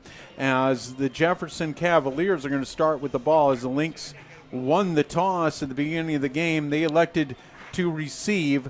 So Haas is going to be on to kick for your Brandon Valley Lynx, and Deep is going to be the kick returner for the Cavaliers, and that looks like it's going to be Haug back deep, and it's going to be the up back, number 20, and they're going to bring it up to about the 27-yard line, and Tristan Bisbee on the stop for the Lynx on kickoff coverage, but that's where the Cavaliers are going to start, at the 29-yard line, 1st and 10 to open up this second half. Yeah, it'll be interesting to see, Ken, what they've kind of got dialed up to kind of slow down the run here. 2 tight end set for Ashley in the Cavaliers offense. He's got right behind him in the pistol formation, 2 receivers to his left. He's going to give it to Wright. Looks for a block from his tight end, and he's going to be swallowed up by a couple defenders for the Lynx. That's going to be number 28 for the Lynx. Swift, the middle linebacker for the Lynx, going to bring up a second down in, I believe, about 5 at about the 34-yard line. Ashley out of the shotgun pistol formation, 2 receivers to his left. He has a tight end with him to the right. Also a receiver to his right. He's going to give it to Wright again, RPO, and he hands it off to Wright, and we'll see if they pick up a first down. No, it's going to be just short. It's going to bring up a 3rd down and 1. Right now the offensive line is really getting a good push against the Lynx. They need to do some kind of an adjusted defense here to slow that down, because they're just going to march right down the field if they're going to give up 4 or 5 yards every time, right up the middle. Nothing fancy. 3rd down and 1 from the 38-yard line. Lynx defense trying to stand tall, opening up the second half of this ball game. Quick snap. They're going to give it to Wright. He's going to pick up the first down, and you talked about the Cavaliers' offensive line getting that initial push. That's what they did there. And they hiked. It looks like they snapped it right to right there. Yeah, so I think he moved over it a little bit. They moved Ashley over to the running back position, which is an easy, quick snap there, and they gave it to Wright where there was no hesitation. He picks up the first down. 2 receivers to Ashley's right. It's a tight formation and that double set. Twin set to the right, and he's going to motion Haug. They're going to give it to Wright. No play action. He's going to look to his tight end. No, he goes underneath. He tries to find number 15, Haug, the wide receiver, and it's going to be caught, but a minimal gain of about 2 yards. It's going to bring up a 2nd down and 8 from the 44. They had good coverage there. Again, very safe play. Good pass from the quarterback of the Cavaliers. Shotgun formation, 2nd and 8 for the Cavaliers. Lynx defense sitting in the 4-3 defense. They're going to creep to the line. Man-to-man coverage on the outside of the twin set. They give it to Wright. Wright's going to gallop a whole bunch of yards, crossing the 50, and he gains 10, but it was 2nd and 8. That's going to move the chains. First down for the Cavaliers at about the 46. The Cavaliers are doing an excellent job. Their line is doing an excellent job of not only their initial block, but they're getting to that second tier, and they're walling off the linebackers. 1st and 10 for the Cavaliers. Ashley out of the shotgun. He's got Wright to his left. His running back has a tight end, Siegfried, along with 2 receivers. They give it to Wright again. They're trying to establish the run, and that's what they're doing as they cross the 40-yard line and Cavalier territory as he's brought down at the 39, brings up a 2nd down and 3 from the 39. Yeah, they're picking up huge chunks of yardage here, and they're just doing nothing super sophisticated here, Ken. They're just running, taking the running backs doing a good job of finding the holes that the defense is providing for them. Ashley out of his pistol formation, right behind him. Twin set to the left of him at the hash. And he is met. That's going to be Wright, the running back, by number 28, the middle linebacker, Swift. And that's going to bring up a 3rd down in about 2 from the 43, a 1-yard gain. You know, they did a really good job of getting penetration there, and the running back didn't have much of a chance. He just had to hold on until he got some reinforcements there, Swift. Swift comes in from his middle linebacker position and attacks the running back Wright. 1-yard gain. Brings up a 3rd down. 3rd down and 2. Wright. Play action. Ashley goes to his big tight end. Siegfried breaks a tackle as Chelema tries to bring him down at the 20-yard line. He breaks that tackle and brings it all the way down to the 14. And that's going to be a 1st down as Siegfried's first catch of the game. He is a big tight end. Give me his how tall is he, Bob? Well, he is about 6'4", 225, and a senior. Yeah, he is a big tight end, and he's a big target over the middle. And they find him crossing the 15-yard line. 1st down and 10 from the 14-yard line. Cavaliers moving left to right. Just under 7 minutes to go in this 3rd quarter as Ashley has 2 receivers to his right, motions Haug. He gives it to Haug. What they try to do with Wilde a couple times, they do the same thing. It's going to be a pitch play out of that jet formation from right to left, and Haug's going to pick up about 3 yards. It's going to bring up a 2nd down and 7 from about the 12. You know, that's kind of the same play that they ran a couple times for Wilde cutting across, and so, yeah, excellent design, very safe play. 2nd down and 7 from the 11. It looks like he's going to spread his receivers, Haug and number 17. That's going to be Hutchinson out to the right. Play action to right. Ashley moves to his right on that play action. Rolls right. Heavy pressure from Vandenberg. Pushes him out of bounds. He's actually going to lose 2 yards. Great play by Vandenberg from that defensive end position. As that play action looked like it was working from Ashley to right, going to the left. They bootleg, and they come out, and Vandenberg grabs Ashley, pushes it out of bounds for a 2-yard loss. He did a great job of maintaining his lane and not taking that initial stutter step fake, and was able to push him out of bounds. 6:18 to go in the 3rd quarter, 21-0. Cavaliers over your Lynx. Ashley, 3rd down. He's going to look to the end zone. He does find his wide receiver over the middle. Tight coverage, but it's going to be a touchdown from Ashley to Haug, number 15. Makes it 27-0.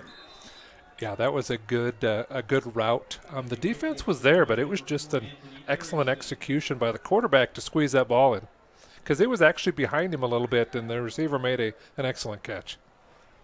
as number 4, that's going to be Erickson on for his 4th attempt at an extra point, and it is good. It is 28-0. The Sioux Falls Cavaliers ahead of your Lynx in this 11 AAA matchup on this kind of, it's chilly. I mean, we got a little bit of heat here. Bob kind of, made fun of me because I can't talk to a window. So I have to have this window open. So he's up here shivering. That's why, we have the heat on in here. Well, which we should. It's probably, what do you think the temperature is, Bob? 42 degrees. 42. Already checked. 42 degrees. So the window is open up here, folks. And, it's a beautiful evening.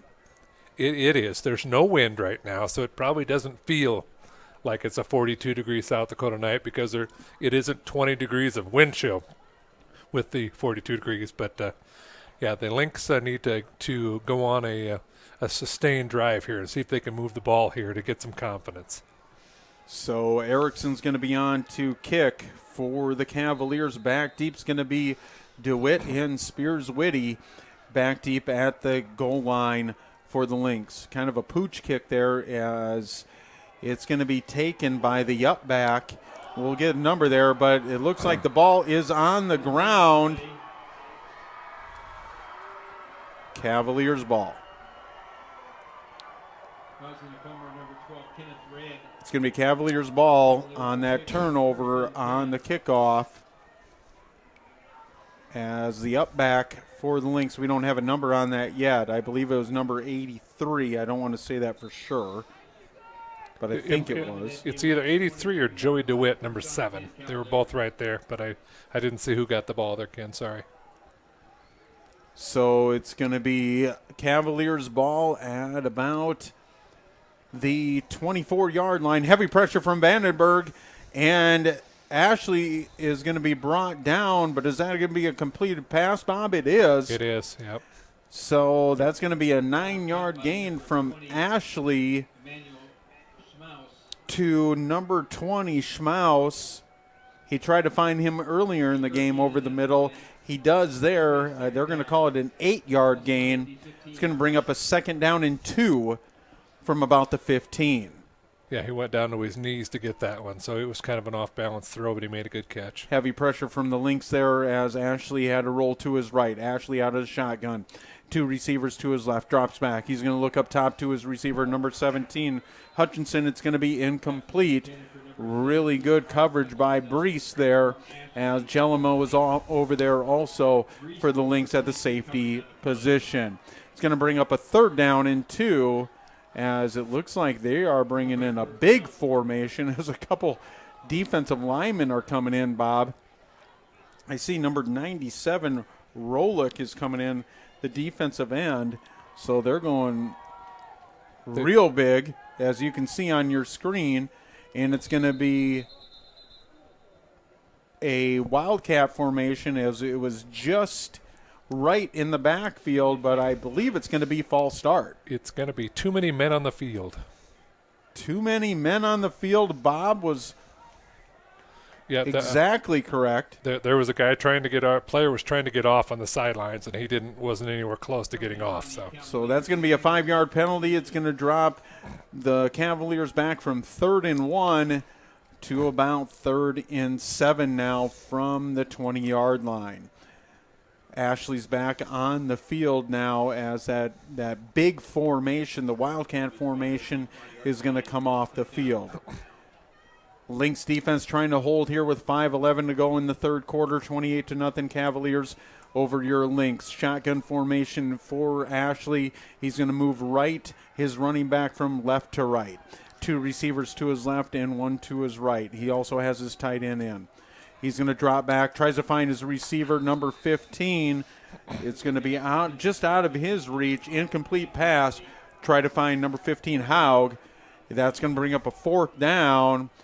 The field goal team is going to come on, and that's going to be Erickson, number 4, for the Cavaliers. And I know in pregame, Bob, you were talking about this Erickson, number 4, is kicking them from 51 yards. Well, this is about a 37-yard attempt by Erickson here from the right hash. It is up. It looks good. It is good.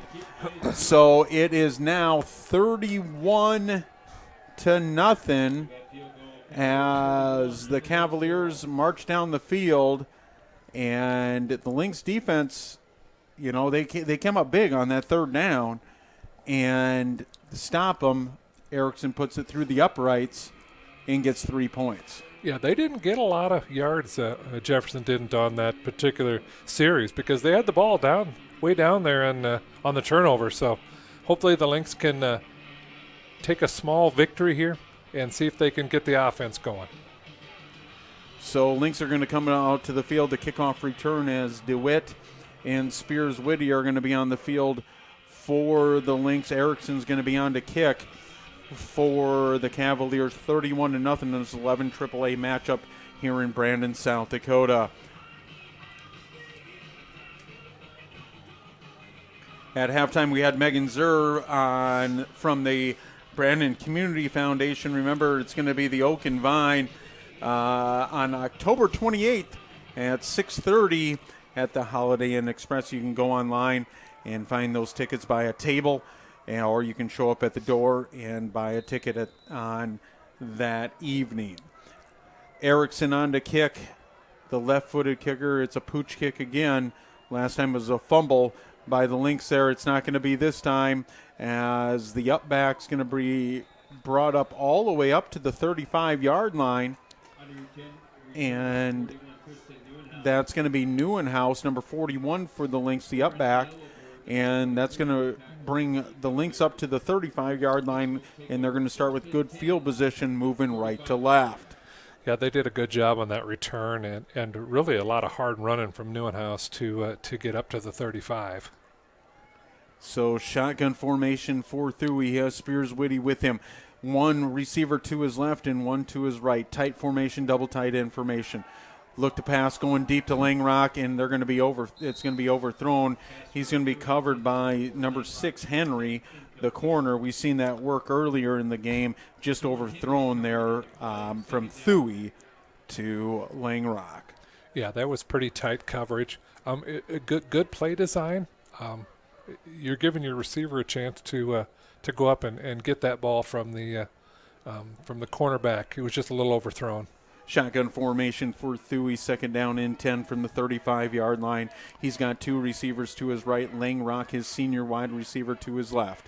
They're going to give it to Spears-Whitty. Heavy pressure as a host of Cavaliers are in the backfield. It's going to be a loss of about 1. It's going to bring up a third down and 11 now from the 34. Deshaun Rolick was on the tackle there. So Rolick, the defensive end, we've seen him come in on offense a little bit on that wildcat formation for the Cavaliers. Makes a stop there from his nose tackle position. Shotgun formation for Thuy. Spears-Whitty along with him. He's got 2 receivers to his left. He's going to drop back. He finds his receiver. No, it's going to be incomplete as he tries to find, I believe, number 10. That's going to be Langrock, but it's going to be incomplete as Haas and the punt team is going to come to the field on this 4th and 11 from the 34-yard line. Back deep is going to be Fields for the Cavaliers. They're going to put him at about the 30-yard line. Haas, the left-footed kicker, he's had heavy pressure all night. We'll see. It looks like number 5 was offsides. They're not going to call it. And it's going to be off the side of the foot, but it takes a Lynx roll at the 50 all the way down to the 40-yard line. And that's where the Cavaliers will start their third series on offense in this third quarter. 3:56 to go. Yeah, it's the defense should take some momentum from the last series and see if they can get a stop or a turnover here. Would be nice to get some momentum going for the Lynx. Ashley out of the shotgun. He's got Wright with him.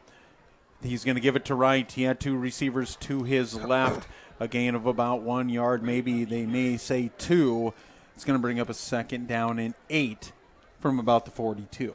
Yeah, that was good. The linebackers are doing a little better job of crashing the running pass, but looks like we might have somebody that's kind of limping off the field a little bit. Nelson looks like he might have a little cramp in the calf, but he's off on his own power here. That's going to be number 35, Wright. It comes off the field as Johanna is going to come in for him, number 13, the running back. We've seen a lot of Wright this evening, number 35 for the Cavaliers. As there's going to be a 2 tight end set, 2 receivers to Ashley's left, along with Johanna. They play action to Johanna. They're going to go deep. They take a shot, and is just going to be incomplete as Ashley put it right on his intended receiver, Hutchinson, number 17, at about the 29-yard line, and he dropped it. He was looking for end zone before he was looking for catches. Beautiful throw. You got to make the catch, though, and that brings up a 3rd down and 8 for the Lynx defense. They can get off the field here, give it back to that offense, and give a little momentum to the offense here. You know who I haven't seen, Ken, for a while? I haven't seen Mr. Wilde on the field for a number of series. I haven't even noticed. Shotgun formation. Ashley, he's got 2 receivers to his right. He's going to look deep again for his intended receiver, but the coverage was really good by number 35. That's going to be the corner, Carroll, for the Lynx. It was intended for number 17 again, Hutchinson. Basically almost the same play at the hash, the up hash there on the far side of the field, down the middle of the field, incomplete. Brings up a 4th down and 8 from the 42-yard line, just under 3 minutes to go.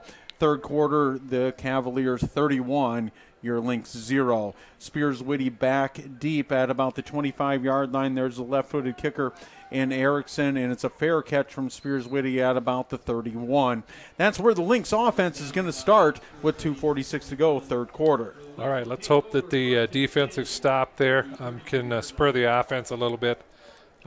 Again, they're trying to get to Langrock, and the defense is pretty much putting 2 players on him wherever he goes. So they need to see if they can find another player that can help them make a play on the passing game, because it seems like the running game has been slowed down by the Cavaliers. Thuy with Nelson and Spears Whitty in the backfield with him. They're going to give to Spears Whitty. It's a miss handoff. As a little confusion in the backfield as Spears Whitty wanted to, he must have saw a hole or something, because he actually went without the ball, and Thuy had to almost throw it into his arms, but it's going to be a fumble, but Spears Whitty's going to pick it up. It is going to be a loss of 2 yards. It's going to bring up a 2nd and 12 from the 30. It seems like, and maybe I'm off here a little bit, but it seems like that the snaps back from the center are a little bit more on the floaty side versus straight back to the deal, which is kind of throwing off some timing, it looks like. Shotgun formation from Thuy. He's going to drop back. He finds his intended receiver at the far side of the field. That's going to be Bonwell Whitty, number 5. His first catch of this evening. It's going to be a gain of about 3 yards. It's going to bring up a 3rd down and 9 from the 33-yard line as we go under 2 minutes to go in this 3rd quarter. 31-0, Cavaliers over your Lynx. It'll be interesting to see what kind of a play call they make here. As Thuy's going to go to the line actually in the shotgun. He's got Spears Whitty with him. 1 receiver's to his right. That's going to be Langrock. And he's going to have 2 to his left. He's going to drop back. Heavy pressure. He's going to step up in the pocket. He's going to keep it. It's going to be a gain of about 2 yards. But then, unfortunately, he's going to bring up a 4th down, as it's going to be 4th down and 7 from about the 35. As the punting team's going to come on for the Lynx just under a minute to go in the 3rd quarter. Yeah, the Cavaliers are certainly getting pressure on the quarterback, and it's making Thuy very uncomfortable in the pocket. As Haas is going to go back deep to punt the ball at about the 20-yard line. Heavy pressure again. He gets the punt off at about the 50, down to about, it's going to roll backwards. We'll just say it's going to be at the 49-yard line, and that's where the Cavaliers are going to start on offense. Ken, I've been watching the officials back here, because it's been several times where they've been close on the punts. And the last 3 punts, the officials are indicating that they're getting a piece of that ball. So the Cavaliers are starting at the Lynx side of the field at the 49-yard line, looking across the 50. Shotgun formation for Ashley. They're going to give it to Johanna. Johanna cuts it back. He is quick. He's going to gain about 14 yards on that first down play, crossing the 50. He's going to bring it all the way down to the 39-yard line.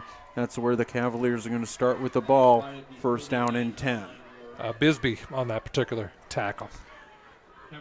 Bisbee on the tackle from his cornerback position, as the Lynx are going to, looks like the Cavaliers are going to let this go into the fourth quarter here. First down and 10 from the 39-yard line. Cavaliers up 31-0. Yeah, they've been a machine tonight on the offensive end, but Brandon has been slowing him down just a little bit. But we'll have to see what the defense goes in this fourth quarter and see if we can get on the scoreboard. So that's going to do it for the third quarter as this 11 AAA matchup here in Brandon, South Dakota, as the Cavaliers, the 7-0 team coming into this ball game atop the 11 AAA, are really showing what they're all about through 3 quarters. Bob, give us some scores in 11 AAA tonight, as Bob's going to give you some scores here. We have some finals, I believe. Yeah, earlier tonight we had Sioux Falls Lincoln over Sioux Falls Washington 38-7. Harrisburg beat up on Brookings over in Harrisburg 41-7. Out in Rapid City, O'Gorman beat Rapid City Central 53-7. And then tomorrow night we've got Sioux Falls Roosevelt and Rapid City Stevens will play out at Howard Wood Field in the only game on Saturday. So your Lynx are going to be on the road next week. They're going to have, I believe it's going to be the Washington Warriors at 5 o'clock at Howard Wood Field. And Jefferson, Sioux Falls Jefferson, is going to be, it looks like probably the nightcap of that, so it's going to be a doubleheader at Howard Wood Field at 8 o'clock. They're going to take on Roosevelt. So it's going to be first down and 10 from the 39-yard line to start this fourth quarter. New quarterback into this game, and we will get that here in just 1 second. It's going to be number 1, Swenson, Ethan Swenson, into the game for the Cavaliers. And Johanna was on the carry there, Kenny. Looks like he might have lost one on the play. So number 1's in the game. That's going to be Swenson, the new quarterback for the Cavaliers, as it's going to be, like Bob said, a loss of 1 for Johanna. 2nd and 11 from the 40. Just starting this fourth quarter. Shotgun formation for Swenson. He's got Johanna in the backfield. He looks to his receiver. He's going to find his receiver in the flat. It's going to be a very good move by number 15, Haug, as he avoids 2 tacklers. And I believe he's going to pick up the first down, or they're going to say he's just short. We have a Lynx player down on the field. It's going to bring up a 3rd down and 1 from about the 30-yard line. They got to get to the 29. Looks like Vandenberg was banged up just a little bit. Vandenberg's going to come to the sideline. We've seen him from he's a senior. See him on this senior night really create some pressure and do some good things in the backfield for the Lynx. Swenson on for Ashley at quarterback, as they're going to sit their starters a little bit now, as he's going to go out of the pistol formation. He's got Johanna and 2 receivers to his left. Gives it to Johanna. He's going to cut to the left. He's going to get the first down in about 6 more yards, as he's going to bring it down to about the 20, we'll say the 23-yard line, and that's going to be a first down that'll move the chains for the Cavaliers, as the Cavaliers are just trying to establish this drive. Lynx defense come up big here. Give it back to your offense. Get some points on the board here. Shotgun formation for Swenson. He's got his running back Johanna to his left, one receiver to his left, and two to his right. He's going to drop back. He's going to throw the ball to number 17. That's going to be Hutchinson. And a beautiful pass by Swenson to number 17, Hutchinson, all the way down to the 5-yard line. It's going to be first and goal from the 5. Yeah, that was a great pass. It was an out route to Hutchinson, only a place where the receiver could catch it. So that's going to bring up a first and goal from the 5-yard line as Swenson connects with Hutchinson. Just over 10 minutes to go. Shotgun formation, pistol formation as the up back they have Friedrichs and Johanna. Friedrichs is going to block up in front of him. He's going to take on that linebacker. That's going to be Swift. Johanna with the carry. He's going to bring it down to about, let's just say, the 2-yard line. It's going to be second goal from there. Mr. Swenson is only a sophomore. 6 foot, 140 pounds. Looks like the future is probably looking okay for Jefferson. Shotgun formation as Johanna's behind Swenson in the pistol. He's got 2 receivers to his left, tight formation. Play action. No, they're going to give it to Johanna. Touchdown. Cavaliers. Yeah, they ran right up the middle. Clearly the Cavaliers feel that their strength is right in their interior offensive line.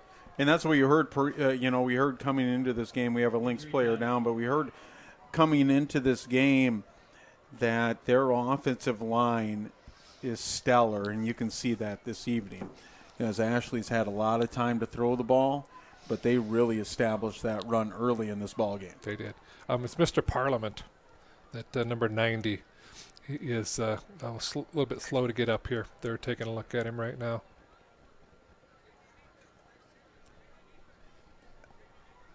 So Parliament, number 90, the defensive tackle for the Lynx, is down.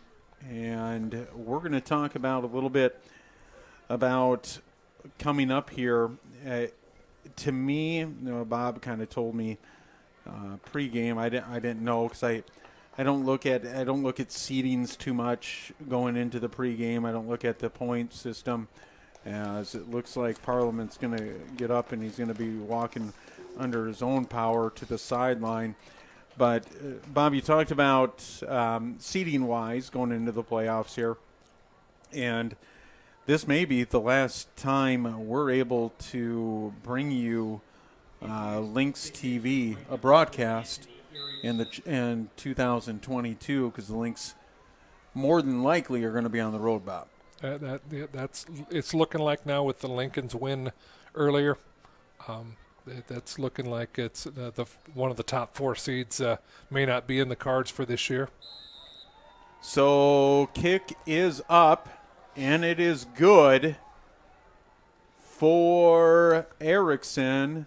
He is 5 for 5 now for extra points, and he kicked that field goal earlier from about 31 yards, the left-footed kicker for the Cavaliers. 38-0, 9:22 to go as the Cavaliers are up on your Lynx. Your Lynx TV sponsors are as follows. The Lynx Platinum sponsors are, and I'll let Bob go ahead with those. All right, Alliance Communications, Coca-Cola Bottling, Midco Communications, Sanford Health, and Sioux Valley Energy. Our Lynx anchor sponsors are Avera Medical Group, McGreevy, Brandon, First Dakota National Bank, Sanford Brandon Family Medicine and Children's Clinic, Sanford Orthopedics and Sports Medicine. Our Lynx founding sponsors are Alliance Communications, American Family Insurance, Josh Koob Agency, Brandon Ace Hardware, Brandon Lumber Company, Brandon Pharmacy, Heartland Funeral Home, Sunshine Food Stores, and Today's Family Dentistry. And our Lynx sponsors are Architectural Incorporated, Brandon Plumbing and Heating, Burren Grewing Heating and Air Conditioning, First Interstate Bank, Henkel Electronics Materials LLC, Horizon Pet Care, McDonald's, and Michael's Fence. DeWitt takes it at about the 10-yard line off the Erickson kick. He's going to bring it up to about 32, and that's where the Cavaliers are going to start at the 31, actually. The 31-yard line. And the Lynx offense is going to start there. Moving left to right on your screen. Thank you, sponsors.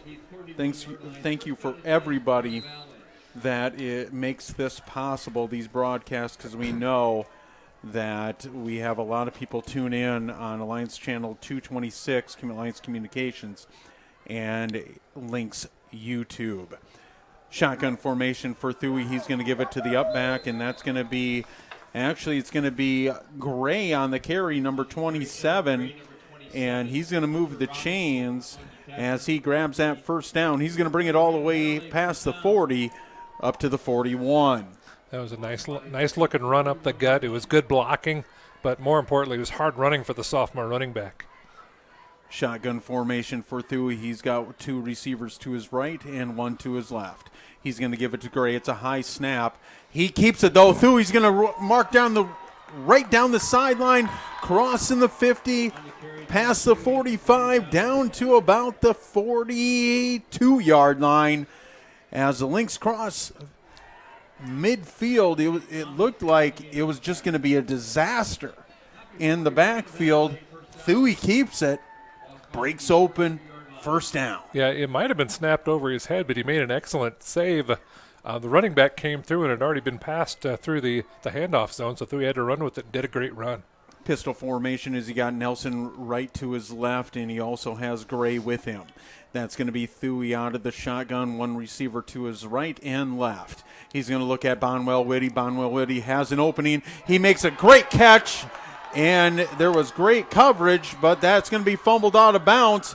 It's going to be a completion all the way down to the 4-yard line. Thuy to Bonwell Whitty. Lynx first and goal from the 4. You know, I'm going to give all I know that the pass was thrown by the quarterback, but Bonwell Whitty made that catch, and he made an excellent run. He's got to make sure he secures that ball, though. It could have been a great catch turned into a turnover, but fortunately it bounced out of bounds. It's going to be first down and goal for the Lynx at the 4-yard line. Thuy with Gray with him in the shotgun. 2 receivers to his right and 1 to his left. He's going to give it to Gray. Gray cuts it to the outside. Touchdown, Lynx! That was great execution. The left guard and the left tackle just blew out that side of the line, and Gray had a wide open tunnel to get to the end zone. So it's good to see him get on the board, get the crowd into a little bit here, and see if we can get some momentum through the rest of this 4th quarter. Thuy on the first play to start this drive at about the 41-yard line, picks up 10 yards or a little bit more on that opening carry. Then Thuy drops back, hits Bonwell Whitty at the far sideline all the way down to the 4-yard line. Gray on the 3rd play carries it in for the touchdown from the 4-yard line. Extra point is good. Haas on to kick. 38-7, Cavaliers over the Lynx. You know, not only did we have 2 left-footed kickers today, Ken, they both scored. That is true. That's a great point, Bob. You know, we talked about how for those of you that are just tuning in with 6:28 to go, 4th quarter, we have 2 left-footed kickers in this game. And quality kickers to boot. You said that before, and you're exactly right, Bob. I like it when you say that I'm exactly right on occasion. So 2 minutes and 32 seconds on that drive from the Lynx offense, as it only took 3 plays to get into the end zone. You saw that long pass from Thuy to Bonwell Whitty. Number 5, the wide receiver down the far sideline there on the top of your screen. And Gray cuts it back on the 3rd play as Thuy hands off to him. He cuts it up to the left. Touchdown, Lynx.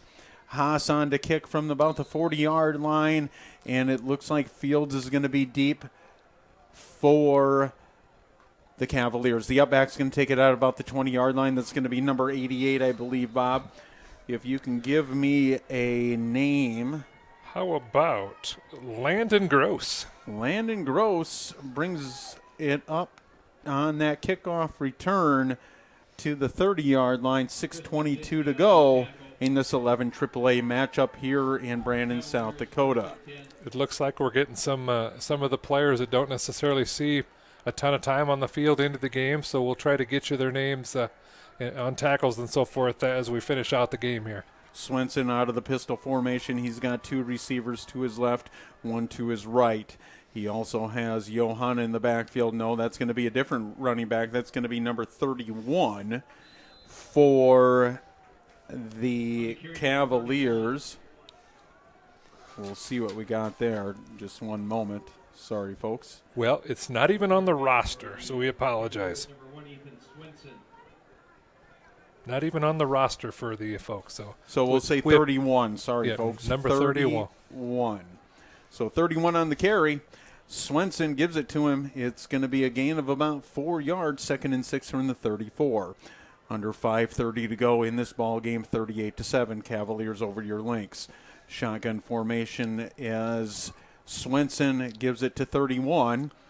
His running back, he's going to gain about 3 yards. It's going to bring up maybe 4 yards. On the carry number 31 for the Cavaliers.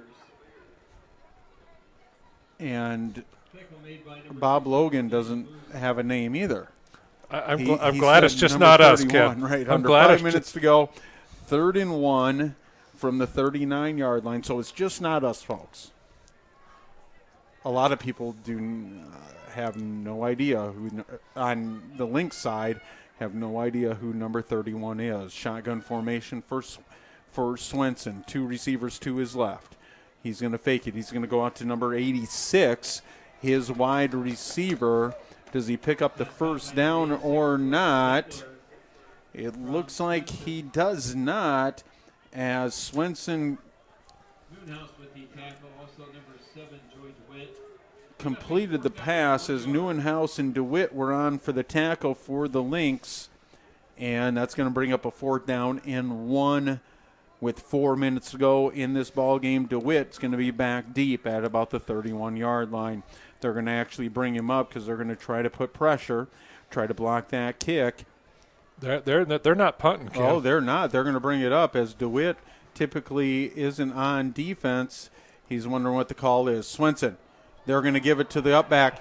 Oh, and it's going to be a fumble. Lynx ball at the 29-yard line as the Cavaliers try to go for it. And it is a fumble in the backfield. Lynx are going to start with the ball at the 30. That was a good defensive series. Now see if the Lynx offense can move the ball here a little bit as the game is starting to get down here in the 4th quarter. Clock is going to run automatic as the scoreboard says it is. Just under 3:20 to go. Thuy in the shotgun. He has Gray with him. 2 receivers to his left, 1 to his right. He's going to give it to Gray. Gray's going to burst up the middle for a gain of about 3 yards. It's going to bring up a 2nd down and 6. So it's going to be a gain of 4. And it's going to be marked down at about the 26. That Gray's got a really good eye on the running back about not rushing it into the hole, waiting until the holes develop and then getting it through the holes for a nice gain. Shotgun formation for Thuy, 2 receivers to his left, 1 to his right. He gives it to Gray again. He breaks a tackle. He's going to try to push that pile up to about the 24-yard line. And it's going to bring up a 3rd down and 4 from the 24. Under 2:20 to go in this ball game. Cavaliers 38, your Lynx 7. Yeah, I think they're just trying to run the game out, but they're giving some experience to some of the players out there that typically don't get a lot of game time this year anyway. Shotgun formation for Thuy. He's going to drop back. He finds Alpers, his slot receiver. He grabs a 1st down and more up the sideline. Clock is going to keep on going. 1:50 to go. 1st down Lynx as Thuy finds his wide receiver number 11, Alperts, for the 1st down. That was a great run after the catch. So it's going to bring up a first down from about the, let's just say, the 15-yard line, Bob. Yep, looks like it. Shotgun formation, Thuy. 2 receivers to his right and 1 to his left. He fakes it to Gray. They're going to go up top. He has a receiver. Touchdown, Lynx! As I believe his receiver is going to be Stroh. Yeah, Stroh. Yep. His receiver in the back of the end zone. Beautiful pass from Thuy. Touchdown, Lynx. Great play. The receiver went up and made a nice catch right over top of the defender. So that's going to move the score to 38-13 as we have a stoppage of play. Timeout, Lynx. Didn't have enough players on the field, as it looks like they had about 9. Yeah, 8 or 9, yeah. 8 or 9. I don't know much about football, and in South Dakota we do have some 9-man, but that's not in the particular class that we're in. So. Right. So there's going to be a timeout. Lynx take their first timeout of this second half. 38-13 as Thuy, your quarterback, comes in for slack in the opening series of this football game, and he throws a touchdown to his wide receiver, number 32, Stroh, and that's where we're at right now, 38-13. I think we've got 11 out there now, Ken, and I got a feeling that that might be discussed this week in practice. You think so? Yeah, I think it might be. Okay. I'll trust you. Haas on for the extra point, the left-footed kicker. And it looks like there's going to be a flag on the play as the side judge, encroachment defense. We'll see what the Lynx do. We'll see if they decline it because it was up. The kick was good. I don't think you can decline it. Not on an encroachment play. Yeah. So it's going to be extra because it would be a dead ball foul. Yep. Extra point then is no good. So they're going to be on to kick the extra point again. It is up and good. Haas with his second extra point of the ball game makes it a 38-14 ball game. A minute 16 to go. You know, that was a good confidence booster, I think, Ken. They got out there. The offense moved the ball. They made some nice pass completions and got a nice touchdown pass in the end zone where the receiver had to go up over top of the defender to take that ball. So touchdown play from Thuy to Stroh. Haas with the extra point makes it a 14-38 ball game. Here in this 11 AAA matchup, you said it was 42 degrees. I'll say it's 39 degrees, Bob, because I'm cold now. But that was much earlier. Well, it's been a blast, Bob. You know, as we talk about, you know, us doing Lynx TV, it's such a pleasure to be able to bring, you know, sports to people that can't make it to a game or, you know, wherever you are in the world. You could be watching us right now, and maybe you are. And Haas on to kick from the 40. And Fields is going to field it at about the 12-yard line. He's going to bring it up in. He's going to gain a ton of yards. He breaks it open. Haas is the only one there to stop him, and he does at about the 48-yard line. Yeah, that's they got a good lane down the sideline. It was well blocked by the Cavaliers, but it's a good thing that we've got a kicker that can get over there and knock them out of bounds here. So that's where the Cavaliers are going to start. They're going to put it down at the 50-yard line. Swenson and number 31 in the backfield right now. Pistol formation as he's going to be deep. It looks like they're going to kneel the ball down. It's going to be a direct snap. 34 seconds to go, and that is going to do it.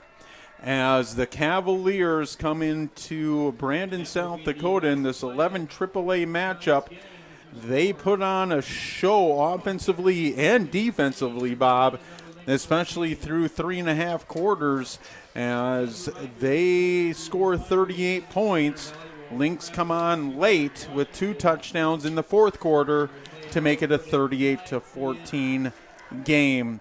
The Cavaliers moved to 8-0 on the season, undefeated atop the 11 AAA here in South Dakota. Lynx moved to 3-5 with the loss. Bob gave you the scores earlier, so we'll see how everything matches up after tomorrow night's game. There is a game tomorrow night also, and we'll see how that all shakes out. So next week, the Lynx are on the road for the final game of the season. Regular season, I should say, for the Lynx. They are at Washington at Howard Wood Field. They're the early game of the doubleheader there at Howard Wood at 5 o'clock. Lynx are going to try to move to 4-5 on the season, and they are going to make sure that they try to catapult themselves, go on a winning streak to go 1-0 into the playoffs, Bob. Yeah, we do want to go into the playoffs with a little bit of momentum. But once you get into the playoffs, it's a brand new season. It is a brand new season. You know, everybody starts at 0-0. This Jefferson team, though, you know, we've called a lot of games, Bob. They are a juggernaut. They're really good. They to me, they're the best team in the state in AAA, and they showed it tonight. They were dominant up front. And that was really the big difference. The Lynx didn't really have an answer for their run game, and that starts with the quarterback. They've got a good running back in Nelson, but they got really good blocking up front from their line. On the defensive side, they really put a lot of pressure on the Lynx quarterback, and whoever they play, they're going to have to deal with that. That's exactly right. As the Jefferson Cavaliers come into Brandon, South Dakota on this chilly evening. We started at 8 o'clock. The Lynx, it was a doubleheader here for Lynx TV as the volleyball team was victorious earlier this evening in your first telecast, and the Lynx football starting at 8 o'clock. So I don't think we don't know, but we don't know 100%. But my guess is that we won't be able to broadcast the game on the road. That's typically the way it's been for years now. So it's been amazing, Bob, as we get to call these football games and we get to try to be the voice to you folks at home, and we appreciate everybody coming out and making sure that you support the Lynx and support our sponsors that are able to sponsor Lynx TV. We will be on. We will be on for basketball, Bob and I, for sure. I'll be your play-by-play guy, and Bob will be your color as normal, and that will be fun, Bob. But the Lynx still have a football season to go.